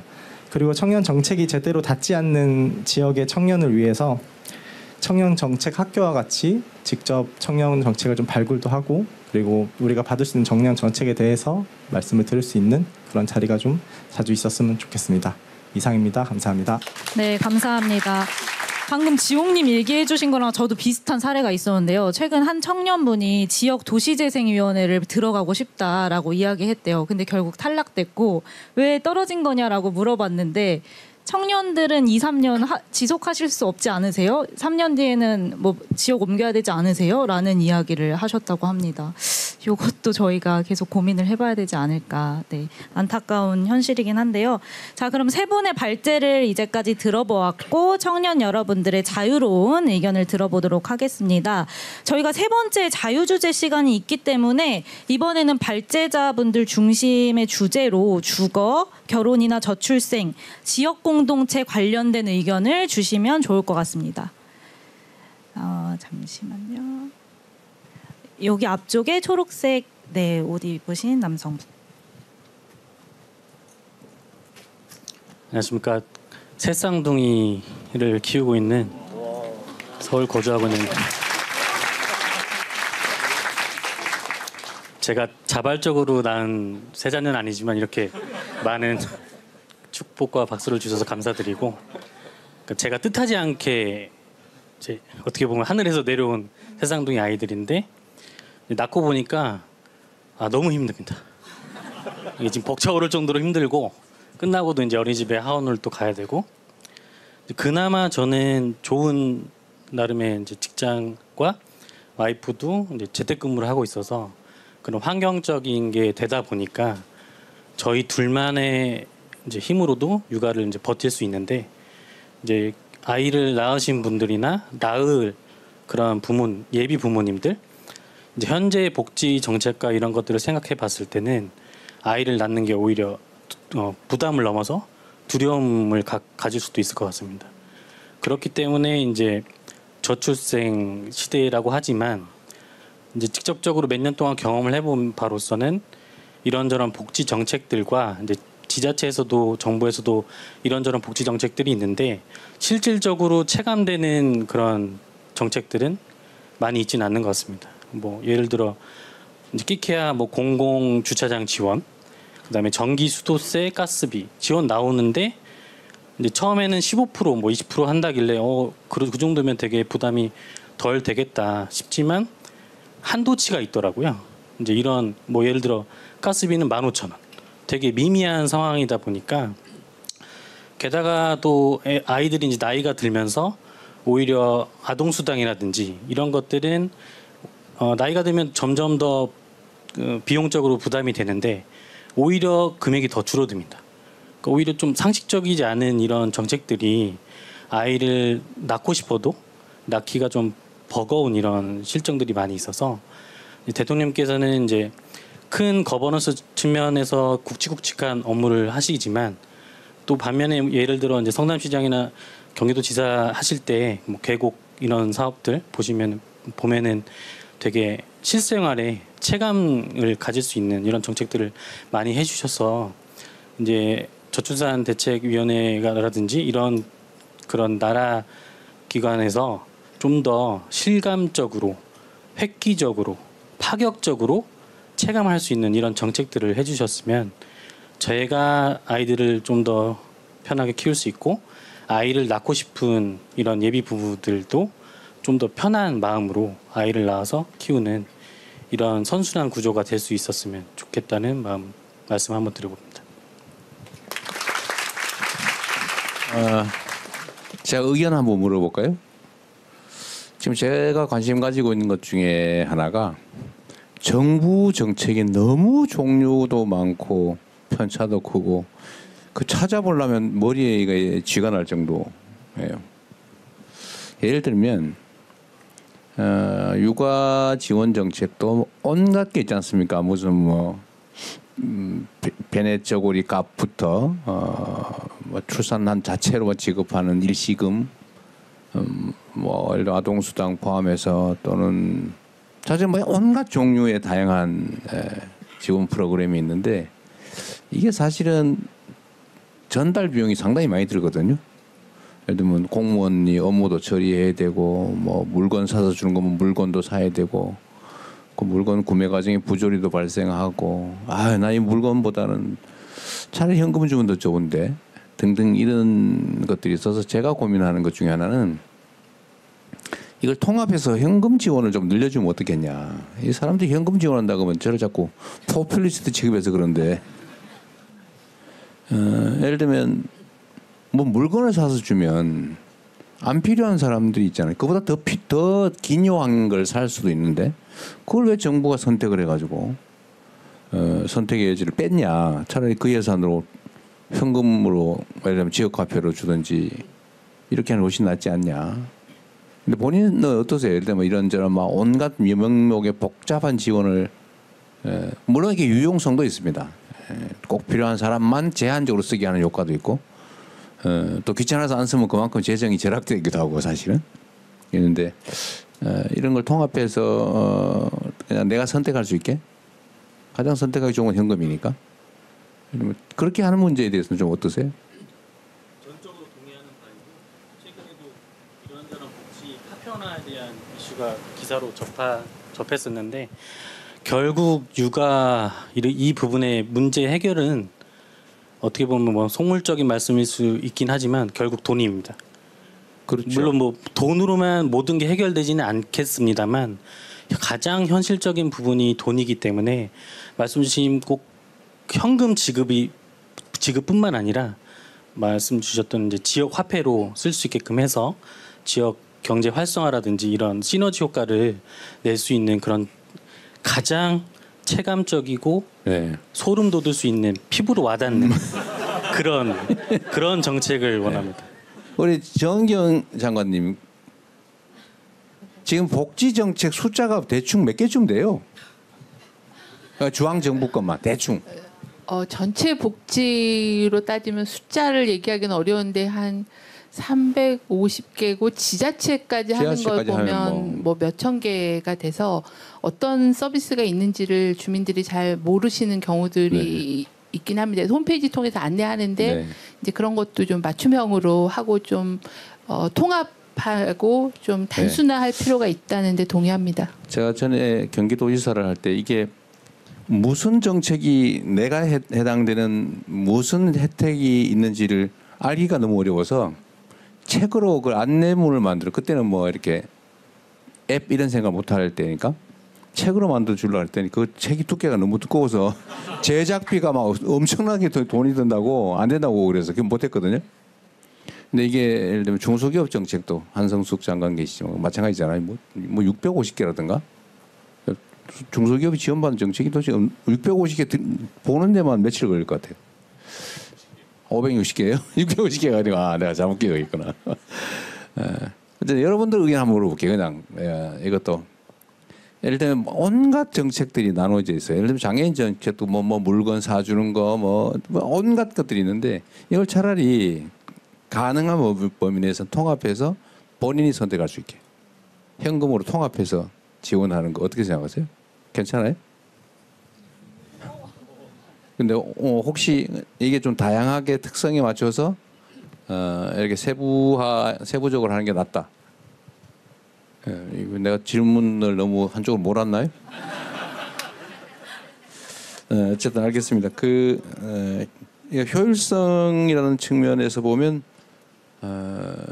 너무 종류도 많고 복잡하고 선택하기도 어렵고 알아보기도 어려워서 지금 우리가 그걸 하고 있거든요. 내가 필요한 내가 지원받을 수 있는 어떤 프로그램이 있나. 예를 들면 뭐 거긴 창업도 있을 거고 금융도 있을 거고 예를 들면 육아도 있을 거고 교육도 있을 거고 막 온갖 거 있잖아요. 그걸 인공지능으로 딱 물어보면 나 지금 힘든데 나 뭐 도움 받을 거 없을까? 라고 하면 차차차 가르쳐 주게 곧 가능하지 않을까요? 하여튼 그런 고민도 하고 있다는 말씀 드립니다. 좀 더 효율적으로 정부 재정을 집행할 수 있게 하는 건 정말 필요한 것 같아요. 네, 감사합니다. 다음으로 질문 2개 정도 더 받아보려고 하는데요. 이번에는 주거 부분부터 받아보도록 하겠습니다. 뒤쪽을 제가 너무 안 드린 것 같아가지고 저기 맨 끝에 벽에 있는 남성분께 마이크 전달 부탁드립니다.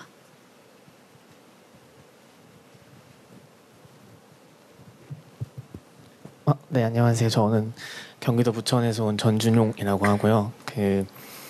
청년들의 주거 실태와 관련돼서 제안을 하나 드리고 싶은데 저희 어머니께서 지금 저희 아버지 고향에서 같이 사시는데 토지주택공사에서는 지금 소득 기준으로 주거급여라는 제도를 운영하고 있습니다.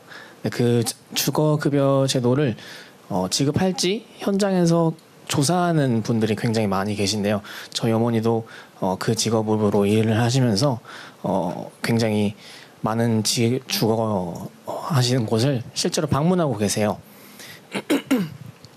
그런데 주거 감독관이라는 제도가 만약에 어떤 행정상의 물리적인 이유로 실제로 도입이 어렵다면은 그분들 그런 인력들을 활용해서 같이 도입을 한다면은 아마 그런 물리적인 어려움이나 당장 시행하기 까다로운 조건들을 완화할 수 있지 않을까라고 생각해서 제안을 드리려고 말씀드렸습니다.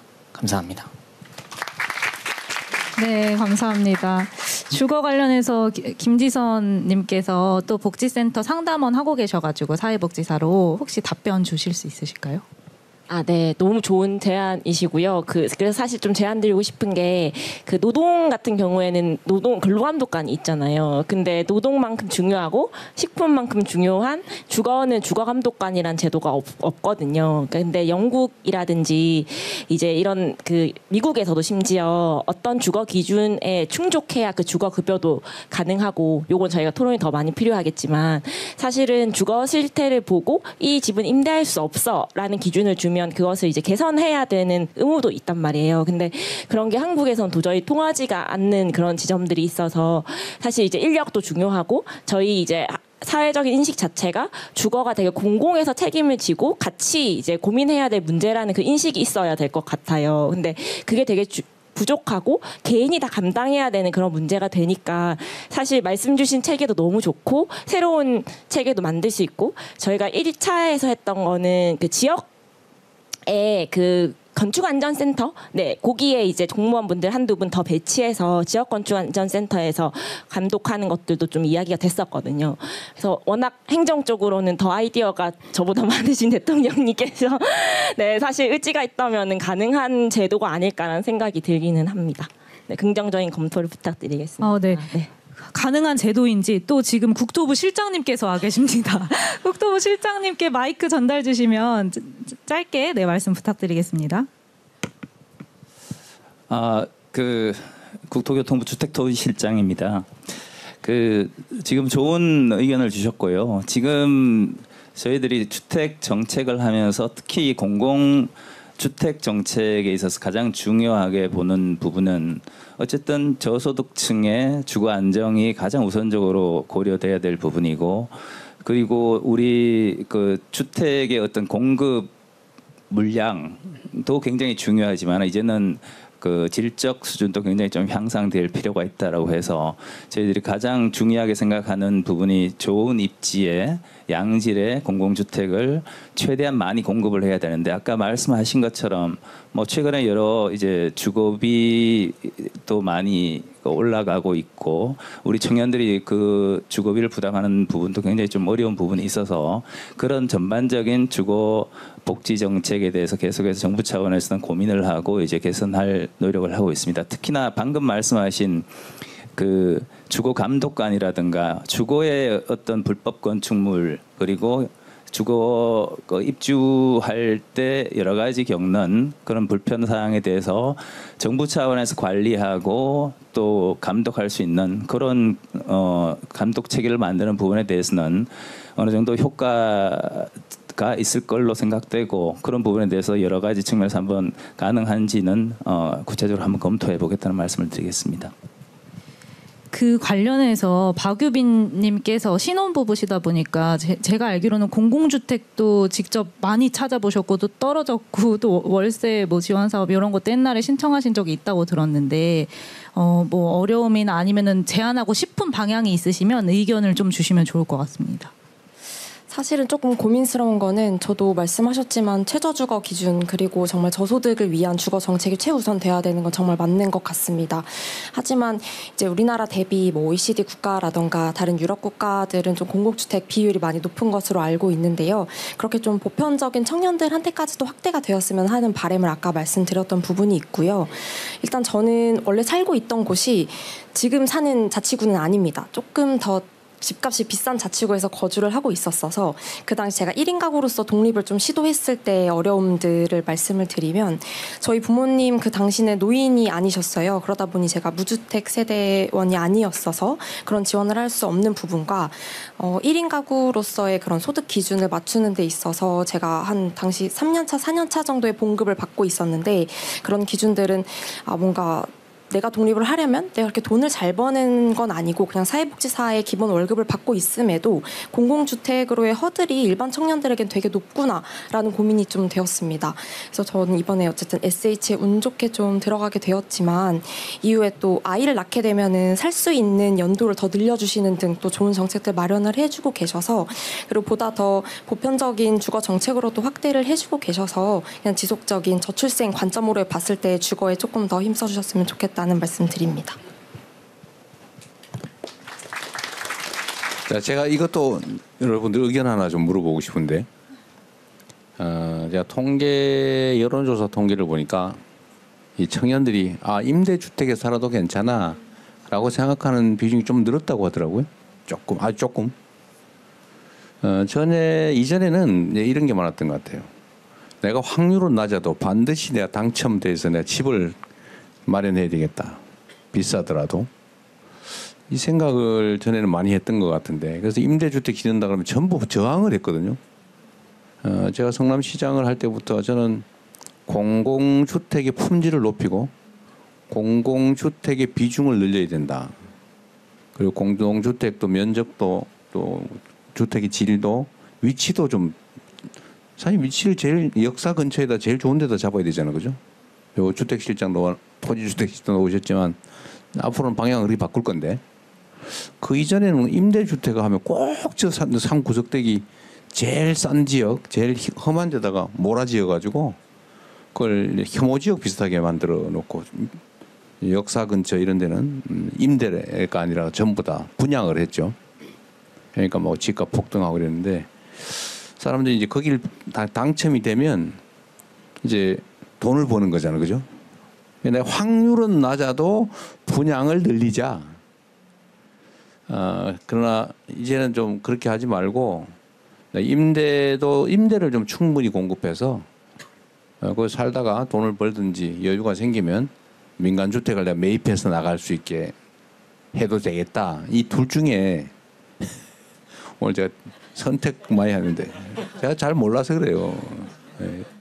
나이 45세 넘으신 분들은 손들지 말고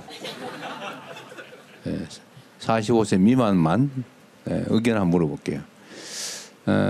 임대를 좀 늘리자. 차라리 내가 내 능력으로 집 살 때까지 좀 살 수 있는 공공 임대 주택을, 그것도 장기간 살 수 있는 좀 품질 좋은 이런 거 좀 늘리자. 공공 부문에서 분양하지 말고. 여기에 찬성하시는 분,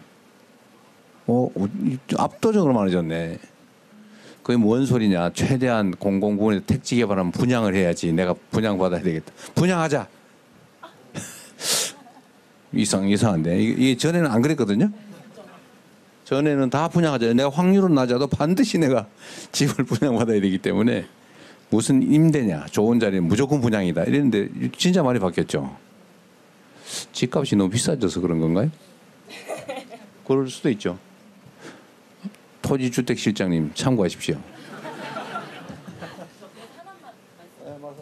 하나만 아주 디테일한 건데, 그러면 사실 공사를 평가하는 기준이 공공임대주택을 많이 공급해서 적자가 날 수 있잖아요. LH나 SH는. 그러니까 사실상 분양을 하지 않으면 어쨌든 한국의 그 토지, 그러니까 그 주택 시장의 원리라는 게 그 집값이 올라서 그걸 다시 팔아서 이제 계속 하니까. 근데 제가 알기로는 이제 공사의 그 평가 지표들이 너무 수익 중심이 돼 있어서 사실 LH나 SH가 실효적으로 뭔가를 하려고 해도 좀 어렵다 이런 이야기를 좀 많이 들었던 것 같아서 혹시 이 부분에 대해서. 그렇죠. 이제 그게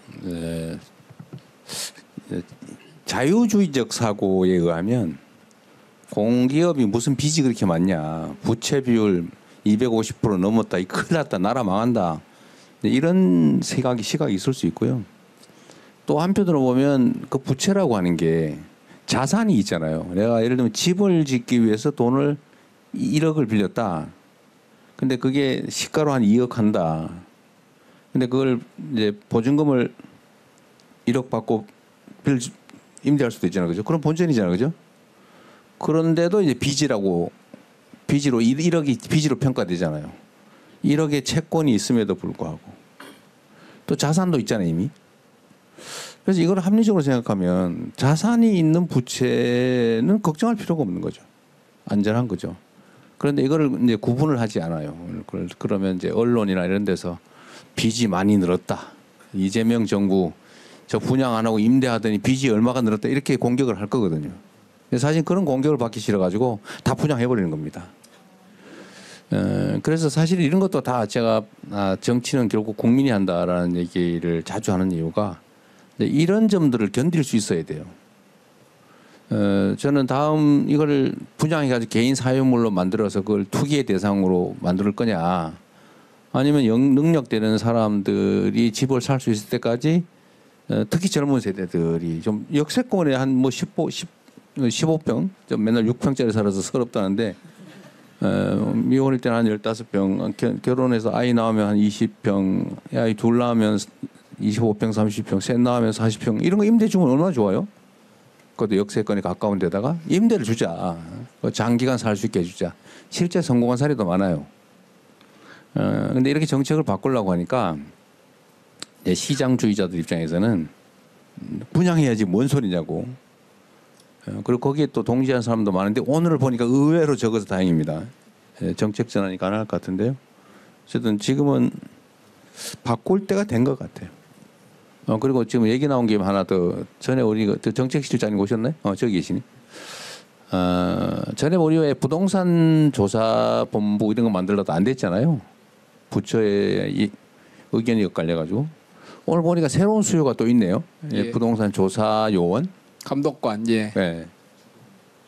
이것도 사실은 꽤 규모가 큰 인력들일 텐데 예. 세계적으로 관리하려면 다시 부동산에 관한 예. 뭐 조사도 하고 이런 거주 실태 조사, 그다음에 투기 조사, 자금 조사, 알겠습니다. 부동산 예.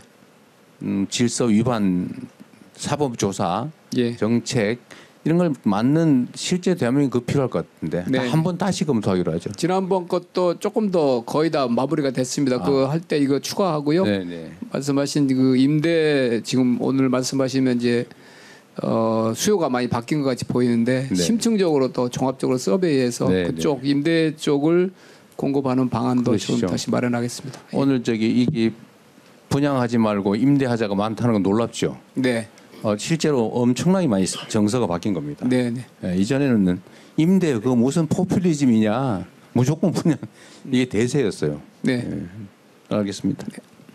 네, 일이 많이 늘어나셔서 감사합니다. 저희 지역 공동체 질문 짧은 질문 하나만 받고 다음으로 넘어가겠습니다. 저쪽 뒤쪽에 남성분.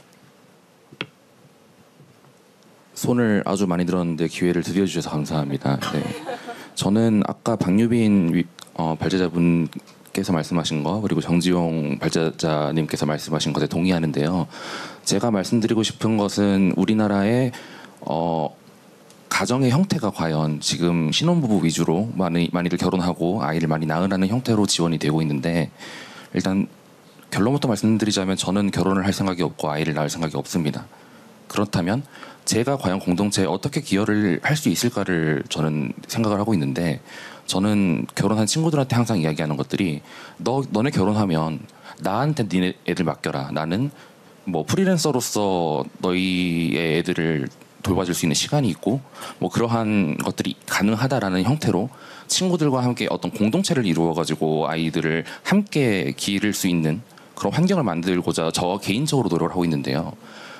이러한 시스템이 가능한지에 대해서 좀 찾아보니까 캐나다에서 BC주에서는 발달 장애인들을 어떤 개인이 자신의 집에서 홈쉐어 방식으로 이제 케어하는 방식의 복지 정책이 어느 정도 성공적으로 자립을 했다고 알고 있습니다.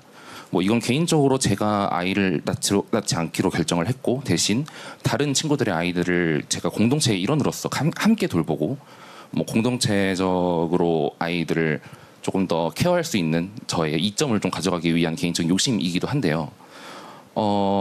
앞으로 더 많은 형태의 가정 공동체라는 것이 만들어질 것이고 그러한 면에서 이런 가족 공동체들이 하나의 공동체를 이룰 수 있도록 정부 쪽에서 뭐 일정 이상의 아이들을 함께 뭐 관리하거나 보육한다면 지원을 한다거나 아니면 뭐 아까 말씀하신 부동산 같은 경우에도 함께 사는 홈시어 방식으로 한다면 그런 것이 함께 아이를 키우는 것이 가능하다고 저는 생각을 하는데요.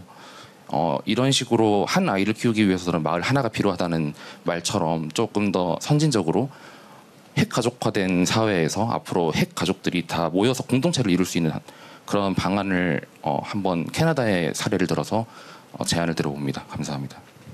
네, 감사합니다. 다양성이 변화함에 따라서 점점 더 중요해지고 있는 게 맞는 것 같습니다. 공동체적인 관점에서 혹시 정지용 반장님 의견 여쭤보고 싶습니다. 네, 너무 좋은 의견이신 것 같아요. 그래서 사실 뭐 여성이 더 함께 살기도 하고 남성이 함께 살기도 하고 저도 결혼은 했고 아이는 없거든요. 네, 10년 차 결혼한 지 10년 차는 되었고 비슷한 생각을 저도 한 번씩 들어요. 그러니까 주변에서도 친구들이 거꾸로 애 낳지 말라고 우리 애 좀 봐달라고 이런 얘기도 하기도 하고 집에 또 놀러 오면 저희가 좀 최대한 돌봐주고 그러면 친구는 좀 더 쉬고 뭔가 그런 시간을 갖기도 하거든요. 가끔이지만 뭔가 체계적으로 그렇게 형태나 갖고 있지 않지만 저도 이 아이들을 보면 이 아이들이 정말 건강하게 잘 자랐으면 좋겠다가 꼭 내 아이가 아니더라도 그런 마음은 똑같이 드는 것 같아서 이 아이들을 위해서 어떻게 미래 세대를 좀 위한 삶을 어떻게 살 수 있을까 저도 유사한 생각을 하고 있어서 전적으로 공감했습니다. 네, 감사합니다. 저출생 문제 정말 심각한데요. 근데 뭐 일자리 주거 이런 부분도 단편적으로 있지만 여러 가지가 정말 복합적으로 일어나는 것 같습니다. 혹시 관련해서 네, 그럼 짧게 한 말씀 부탁드리겠습니다. 앞에 계신 분께 마이크 전달 부탁드릴게요. 네, 안녕하세요. 저 춘천에서 온 한 아이 엄마 김진희라고 하는데요. 저는 일단 애가 하나 있고 이제 이 아이가 39개월 정도 됐다 보니까 이제 둘째 생각이 슬슬 나요. 저는 둘째를 낳고 싶습니다. 뭐 가능하면 셋째, 넷째도 낳고 싶어요. 근데 이제 다들 아이를 안 낳으시는 분들 입장이어서 근데 저는 이제 제가 임신할 수 있는 사람이고 출산해서 애를 육아를 할 수 있는 사람이다 보니까 제 입장의 얘기도 좀 들어주셨으면 좋겠어요. 저희 현실적으로 아까 새쌍둥이 아버지가 말씀하셔서 좀 마음이 편해졌는데 돈 문제 맞아요. 돈 문제 맞습니다. 맞고요. 둘째로 제일 중요한 건 여성의 삶인 것 같아요. 저 애 낳으려면 일단 지금 저희 현실적으로 저희 남편이 외벌이를 하고 있고 제가 프리랜서로 일을 하고 있으나 지금 저희 이 생활이 아이 하나 딱 키우는 이 세 가족으로 금액이 딱이에요. 거기다 이제 정부에서 지원하는 지원금까지 해가지고 이게 딱 맞아서 여기서 애 더 낳으면 저희 휘청해요.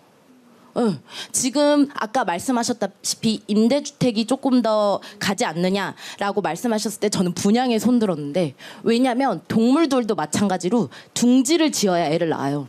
근데 저는 제 집이 있어야 애를 낳는다고 생각을 했어요. 물론 애는 계획으로 가진 게 아니지만 그래서 저는 집이 일단 있어야 그래야지 애를 낳을 수 있다고 생각을 했고요. 마침 또 애가 가져져서 뭐 오케이 됐지만 이제 둘째를 가지려고 하니까 저희 신랑은 저랑은 반대로 되게 현실주의자 입장이라서 둘째 안 된다. 우리 집 휘청하고 우리 노후는 어떡하냐. 근데 또 저는 너무 낳고 싶어요. 애가 너무 이뻐요. 너무너무 이쁘고 그래서 너무 낳고 싶은데 우리 신랑 말대로 맞는 말이야. 근데 또 어르신들은 맨날 지나가면서 한 대씩 치면서 하는 말이 하나 더 나. 애들 밥그릇은 지네가 달고 나오는 거야. 하나 더 나. 맨날 이렇게 말씀하세요. 그럼 저는 그 사이에서 갈등이에요. 왜냐면 제가 낳을 수 있는 사람이니까. 근데 제 삶은요? 그럼 제 삶은요?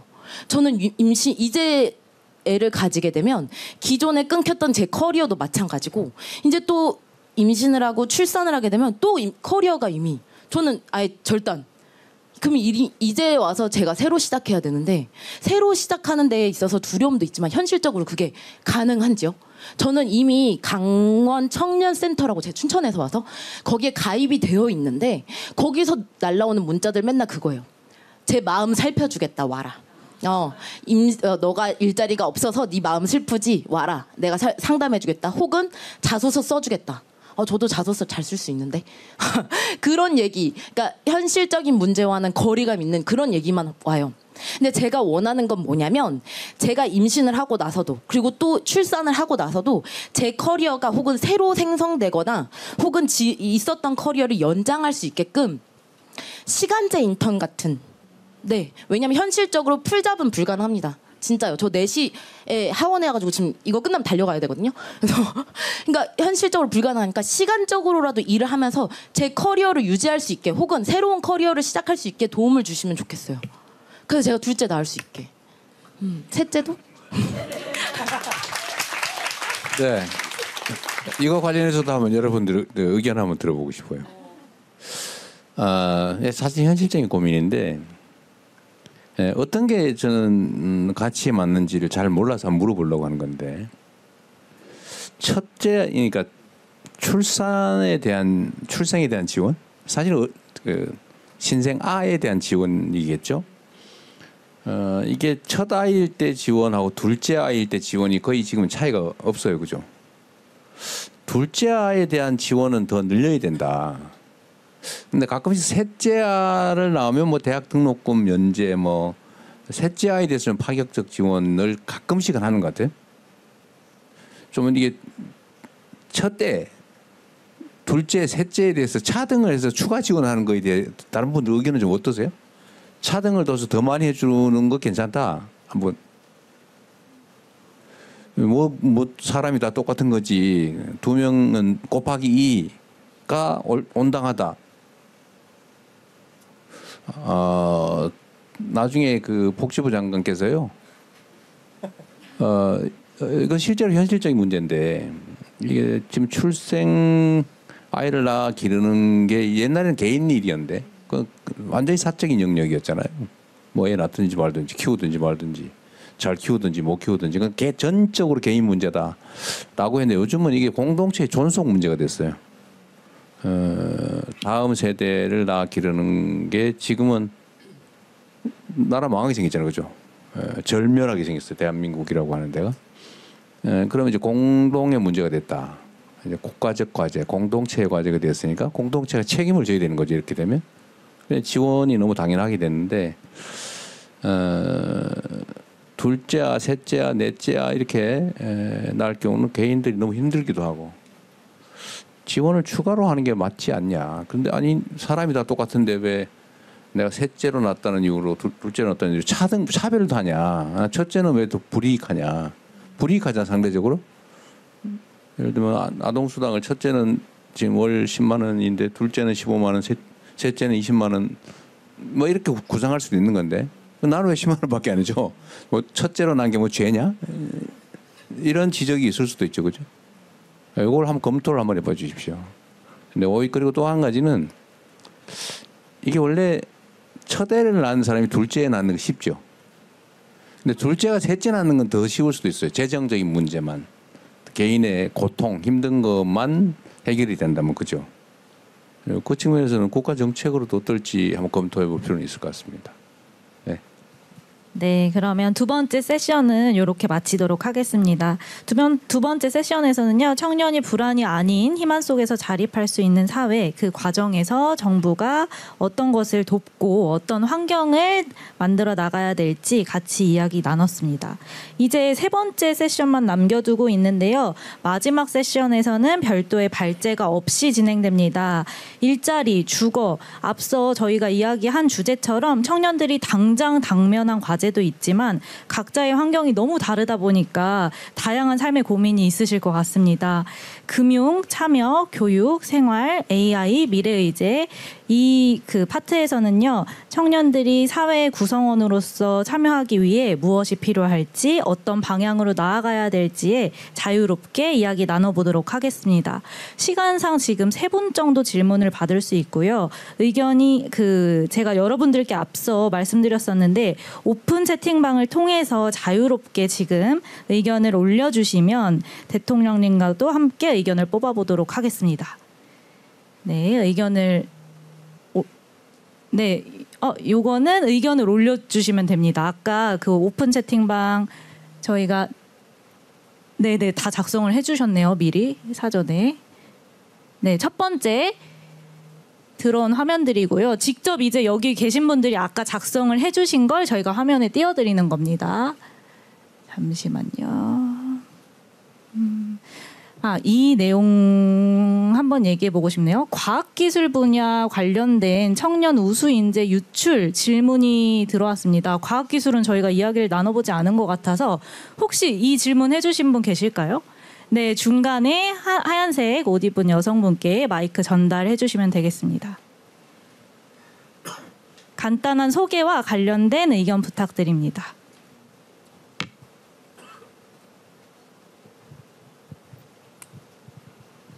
네, 안녕하세요. 지금 국무조정실 사회복지정책관에서 청년 인턴으로 근무하고 있는 김결희입니다. 과학기술 분야 질문을 좀 드리려고 하는데요. 지금 과학기술 분야 청년 우수 인재들이 해외 유출로 이어지는 그런 문제들이 계속해서 발생하고 있습니다. 이번 국정과제에서도 해당 부분에 관한 과제가 있었던 것으로 기억을 하는데요. 주요 내용을 봐보면 청년 우수 인재 유출을 어느 정도 해결할 수 있는 부분에 대한 내용이 청년 과기인 전주기 성장 지원 정도인 것 같습니다. 그런데 사실 이렇게 청년 과기인을 지원해주는 정책은 계속해서 이어져 있었던 것 같은데 그럼에도 불구하고 이제 인재를 양성을 해놓으면 그 청년들은 해외로 나가는 것을 원하고 또 실제로도 많은 청년들이 해외로 나가고 있는 그런 현실입니다. 지금 과학기술 능력이 결국 국력과 맞먹는 이런 시대에서 이런 문제들을 근본적으로 해결을 하려면 단순히 지원해서 그치지 않고 많은 우수 청년들이 한국에 남아있을 수 있는 그런 정책들이 필요할 것 같은데 어떤 방법을 좀 구현해보면 좋을지 그런 부분에 대해서 여쭤보고 싶습니다.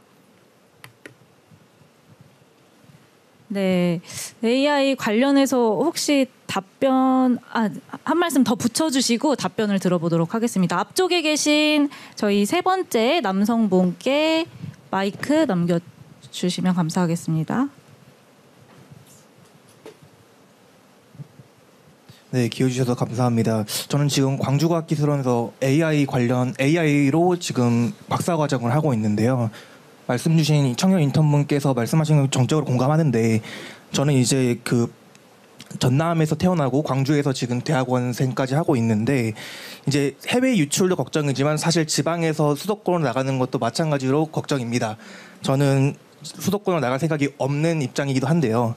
근데 한 가지 조금은 결이 달 수 있지만 그러니까 기존의 이제 지자체나 아니면 대한민국 정부에서의 정책 같은 경우는 지방에서 수도권을 나가는 걸 막자 가 주였다면 저는 좀 더 공격적인 관점이 필요하다 생각합니다. 수도권에서 지방으로 오게 만들어야 된다라는 관점이었습니다. 그래서 삼성전자에서 어제 이제 5년 동안 6만 명 청년 인재를 뽑겠다라고 했지만 저는 오히려 이게 걱정되더라고요. 수도권 쏠림이 더 강화되는 것이 아닌가. 그래서 이런 점에서도 이제 수도권 쏠림을 방지하기 위해서 뭐 예를 들어 지역에서 1,000명 정도를 지역 쿼터를 만든다던가 물론 이러면 지역에 있는 기업들 입장에서는 굉장히 부담스럽겠죠. 대기업이 내려오는 입장이 되니까요. 근데 그럼에도 불구하고 이제 저 같은 이제 과학기술을 하시는 분들은 내가 원하는 직무, 내가 내 역량을 펼칠 수 있는 직무라면 해외를 나가도 되고 아니면 서울로 가도 되고 대구든 광주는 어디로 갈 수 있는 게 중요하다. 그리고 지자체 입장에서도 이걸 여기 정착하는 인구를 늘리는 것도 중요하지만 생활 인구를 늘리는 것도 중요하다. 이 일자리가 좋은 일자리라면 누구나 오려고 할 텐데 이 일자리를 사실상 인구 개수처럼 매겨서 그렇게 좋은 일자리를 유치하는 것도 중요하다라는 생각이 좀 들었습니다. 그리고 한 가지 또 말씀을 드리면 인재 유출도 문제인데요. 교수 유출도 문제입니다. 제가 이제 광주과학기술원에 있다 보니까 느끼는 건데 서울대나 카이스트로 교수님들 많이 가십니다. 근데 가실 때 그 교수님 어떤 분들이냐? 가장 인기 있는 교수님들이죠. 가장 우리가 가고 싶어하는 연구실의 교수님, 우리의 가장 수업에 인기가 많은 교수님이셨습니다. 그래서 이런 문제들이 지금 현재 현장 속에서 굉장히 디테일하게 문제가 발생되고 있습니다. 그래서 제가 여기 온 김에 그 하정우 수석님도 오셨던 것 같은데 그 현장의 목소리가 상당히 뜨겁습니다, 수석님. 예, 그리고 지금 대학원생들이 사실 이 국무회의 많이 보거든요. 거의 연구실 장관이죠. 그런 식으로 많이 보고 있는데 좀 수석님께서 혹시라도 이제 저희 과기원이나 아니면 또 과기원은 지원을 많이 받는 편이지만 뭐 지방 거점 국립대학에 있는 그런 대학원생들의 이야기를 들어줄 수 있는 이런 장을 좀 마련해 주셨으면 좋겠습니다. 네, 감사합니다.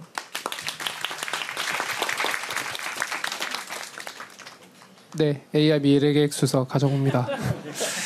네, 굉장히 중요한 질문 두 가지 주셨고 먼저 그 지역의 발전 이제 양성부터 먼저 답변을 드리겠습니다.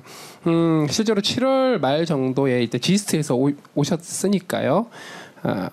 호남 지역의 신재생 에너지 중심으로 새로운 신성장 동력 산업 그리고 거기에 필요한 R&D 그리고 이와 관련한 인재 육성 관련한 계획을 발표를 했고요.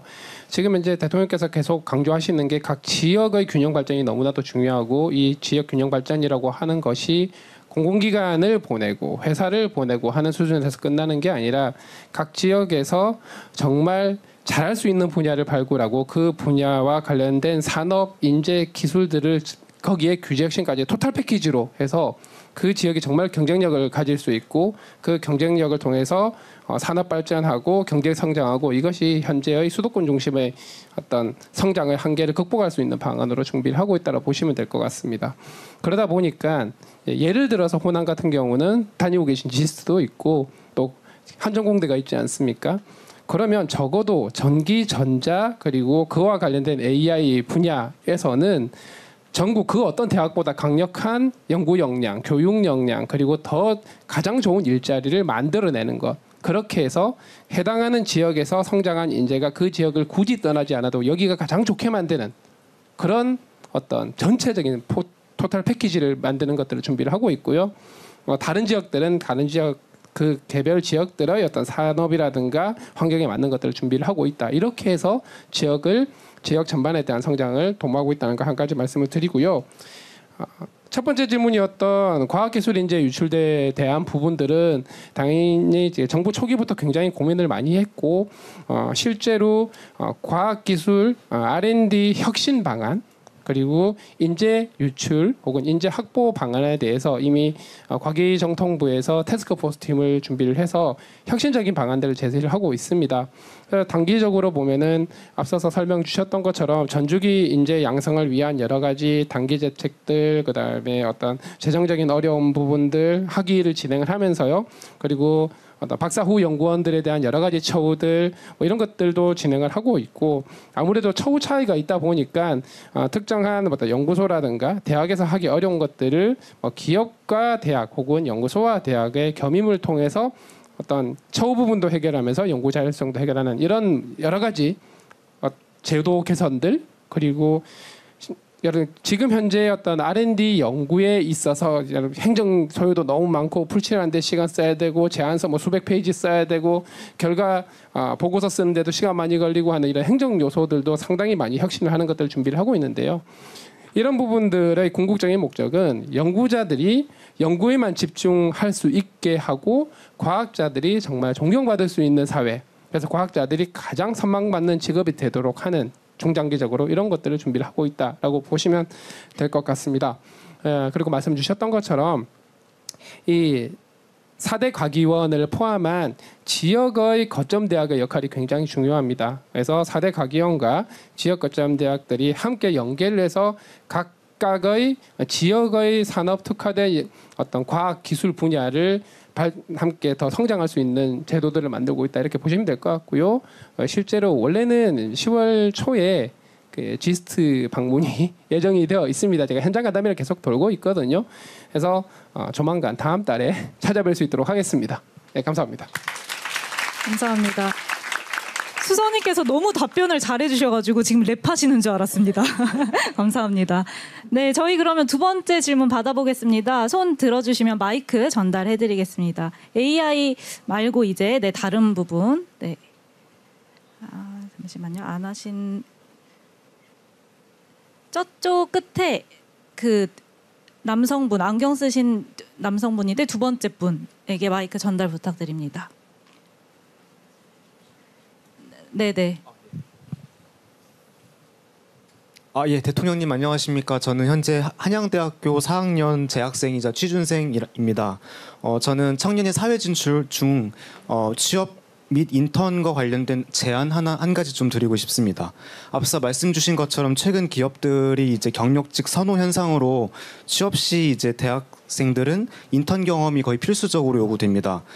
정부, 지자체, 지역 기업이 이제 협력해서 제공하는 인턴십도 있으나 이제 대부분 6개월 이상의 장기가 많고 이로써 학교 재학 중이거나 방학 때 단기로는 활동하기가 어려워 아쉬움을 개인적으로 많이 느꼈습니다. 산학협력 인턴도 이제 학교와 기업이 연계해서 제공하는 이제 부분도 있으나 채용이 좀 상대적으로 적고 3명 이하 정도로 그리고 경쟁도 역시 치열해서 구하기 쉽지 않습니다. 그래서 제가 제안드리고 싶은 부분은 이제 미국 백악관에는 매년 화이트하우스 인턴십 프로그램이라고 청년들이 공공 서비스 리더십과 팀워크를 함께 함양하는 기회를 제공하고 있는데 이로써 청년들은 스펙뿐만 아니라 행정부와 공공 서비스에 대한 관심과 이해도를 높이고 있습니다. 또 이는 장기적으로 봤을 때 정부, 정치, 정책에 대한 청년 참여로 이어질 수도 있어서 좋은 정부 사례로 생각합니다. 그래서 우리나라도 이런 미국을 벤치마킹하여 방학 중이나 아니면 단기로 좀 짧게 대학생들이 참여할 수 있는 청와대나 아니면 대통령실 인턴십 프로그램이 마련되었으면 좋겠는데 이와 관련돼서 좀 대통령님의 생각이 좀 어떠하신지 묻고 제안드리고 싶습니다. 감사합니다. 다른 것보다 훨씬 어려운 문제인데 우리 이게 지금 대통령실에 공간이 있어요? 우리 인턴십 연수할 만한 공간들이 있나요? 한번 지금 있는 곳은 그나마 조금 고려할 수 있는데 저희가 이제 저쪽으로 옮기면 청와대로 옮기면 거기는 더욱더 과제일 것 같은데요. 뭐 꼭 청와대 내부가 아니더라도 그 주변에 삼청동 주변에 하는 것도 방법일 수 있을 것 같습니다. 물리적 공간은 안에는 좀 절대적으로 부족합니다만은 검토해볼 만한 가치가 있는 제안 같습니다. 원래는 다른 부처나 그 공공기관 또는 기업들한테는 그런 걸 막 권장하면서 대통령실은 못 하고 있어요, 그죠? 예, 하여튼 그런 물리적 공간 문제가 상당히 심각한 것 같은데 한번 적극적으로 가능한 범위 내에서 검토해 보십시오. 검토하겠습니다. 네, 이제 마지막 질문인데요. 화면 잠깐만요. 저희가 아까 화면을 받았었어서 화면 잠시 띄워주시면. 네. 그 두 번째 보호아동 및 자립준비 청년의 자립을 위해 보호기관과 가정위탁지원센터 이야기를 해주신 분이 계시는데 저희 청년미래센터도 이제 생겼고 지금 운영이 되고 있고 신복지수의 청년 대상들이 계속 늘고 있어요. 그래서 이 질문을 이제 하나 하면 좋을 것 같습니다. 혹시 질문해주신 분 계실까요? 네. 끝쪽에 마이크 전달 부탁드리겠습니다.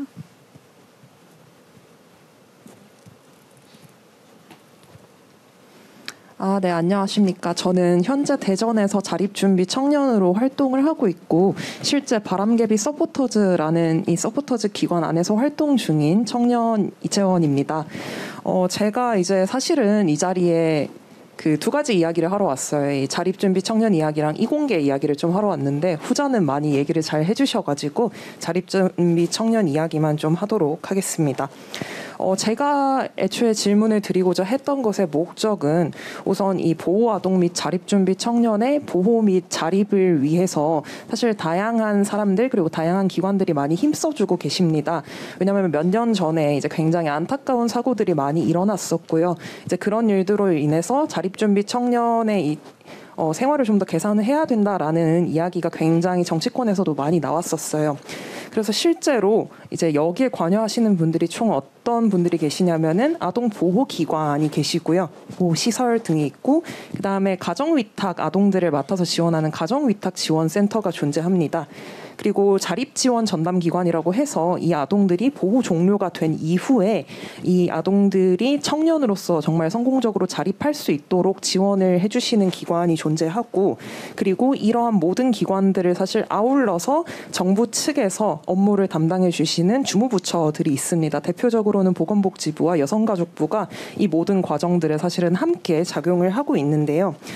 그런데 사실은 바람개비 서포터즈 하면 아마 보건복지부 장관께서 아실 수도 있는데 저희는 보건복지부 산하에 있는 사업입니다. 그런데 이러한 아동보호 그리고 이 자립준비 청년 지원과 같은 내용들이 사실은 보건복지부와 그리고 여성가족부에 모두 분산되어서 산계해 있는 상태입니다. 그러다 보니까 일례로는 제가 인터넷 서핑을 하다 발견한 사례였는데요. 이제 여성가족부 소속 쉼터 출신 청소년 분께서 이제 자립할 나이가 되셔가지고 자립을 준비하시려는데 정작 자립준비 청년 혜택을 받지 못하고 소외되었다라고 올해 7월에 게시글을 올리셨더라고요. 그래서 그러한 사회적인 그런 케이스들이 아직도 많이 발생을 하는 것을 보고 그리고 플러스 저희가 이제 바람개비 서포터즈 그리고 자립준비 청년으로 활동하면서 동시에 비슷한 그러한 배제되는 경우들을 몇 번 보면서 이런 것들이 정부 컨트롤 타워가 일단은 좀 존재해야 될 것 같고 그리고 거기에 계시는 실무진 분들과도 사실은 긴밀한 협력이 필요하다. 그리고 그 실무진 분들의 사후 관리 능력을 좀 더 향상하기 위해서라도 이 청년들을 사후 관리하는 능력을 향상하기 위해서라도 실무진들에 대한 상당한 인력 충원과 많은 노력이 필요하다라는 인상을 많이 받았습니다. 그래서 이런 그 주무부처가 나뉘어져 있는 이러한 상황 그리고 사실은 실무진들 사회복지사 분들인데요. 굉장히 일 많고 힘드시거든요. 그래서 이런 분들의 인력을 충원을 해서 궁극적으로는 자립준비 청년들의 사후 관리를 향상하고 그들이 성공적으로 사회에 정착할 수 있도록 돕는 이러한 큰 줄기에 대해서 어떻게 생각하시는지 의견을 좀 묻고 싶습니다. 아마 저희 시간 관계상 마지막 질문이 될 것 같은데요. 네, 혹시 여성가족부 장관님 의견 여쭤봐도 될까요?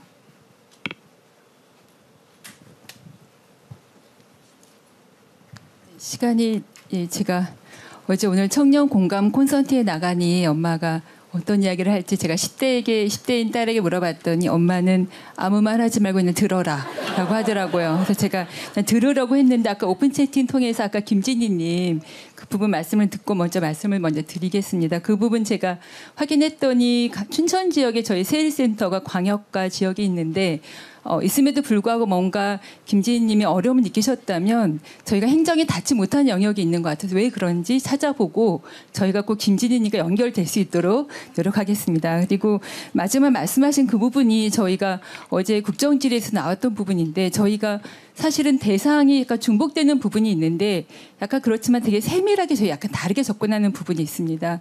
단순히 단순히 아니라 자립 지원을 해야 될 부분과 저희가 또 가정박, 또 학교 밖 청소년을 저희가 지원하는 중에 자립으로 나아갈 때 저희가 또 다른 지원이 필요했던 경우가 있었고요. 그 말씀하셨던 그 수당의 차이 부분은 저희가 최근에 제가 청문회 준비 과정에서 확인됐더니 그 부분 저희 극복되어서 같은 금액이 지급되는 것으로 확인되었습니다. 그러나 저는 자립지원 수당이 50만 원 너무나 적다고 생각합니다. 제가 제 청년기 말씀을 잠시 드리면 사실 저희 청년기는 많은 갈등 혼란 중에 제가 예전에 월미도에 갔을 때 어떤 큰 바위에 새겨진 걸 보고 굉장히 마음이 딱 뜨거워진 경험이 있었거든요. 청년은 조국의 미래다. 굉장한 갈등 속에 방황하면서 바닷가를 찾았을 때 청년이 조국의 미래다라는 것을 보고 저는 다시 한번 제 마음을 다 잡고 돌아올 수 있었는데요. 정말 오늘 말씀을 들으면서 저희 미래가 바로 여러분임을 알게 되었습니다. 그리고 저희가 올해 이번 주가 청년 공감 콘서트로 계속 여러 콘서트 하셨던 것을 제가 다 들었는데 저는 사실은 매일이라도 이런 콘서트를 열고 싶거든요. 그래서 오늘 오픈 채팅에 글 올려주셨던 분들 가능하시다면 여성가족부의 청년 자문관으로 활동해 주시면 너무 감사할 것 같습니다. 그러면 제가 정말 자주 여러분들과 소통하면서 오늘 더 많이 듣지 못했던 이야기들 듣고 정책에 반영하고 싶습니다. 네, 고맙습니다. 감사합니다. 여성가족부 장관님 지금 200명의 청년들이 들었습니다. 네, 연락이 많이 갈 것 같은데요. 저희가 아쉽지만 지금 시간 관계상 제가 진짜 절박해서 한마디만 네, 마지막으로 그러면 받고 짧게 부탁드립니다. 네.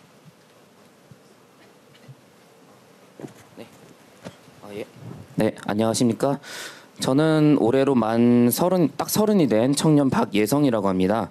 예, 저는 세간에서 말하는 은둔 고립 청년 생활을 냈고 지금 이를 벗어나려고 하고 있습니다.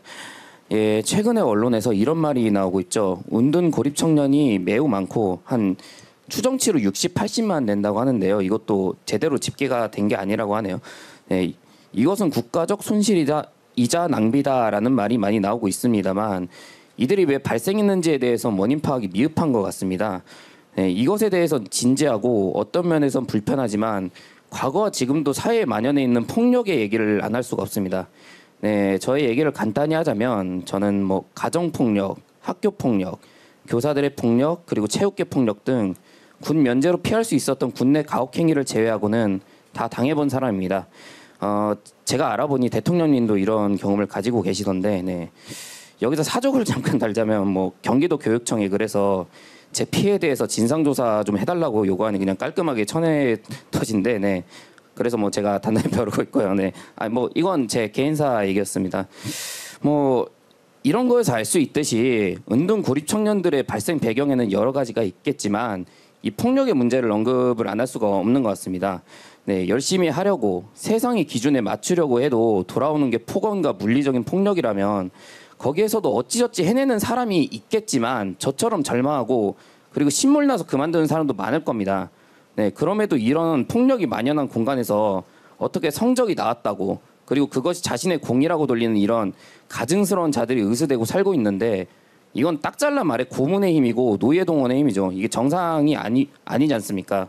또한 이런 사악한 자들이 아직도 거리를 활보한다는 것이 은둔 고립 청년들에겐 또 다른 끔찍한 절망입니다.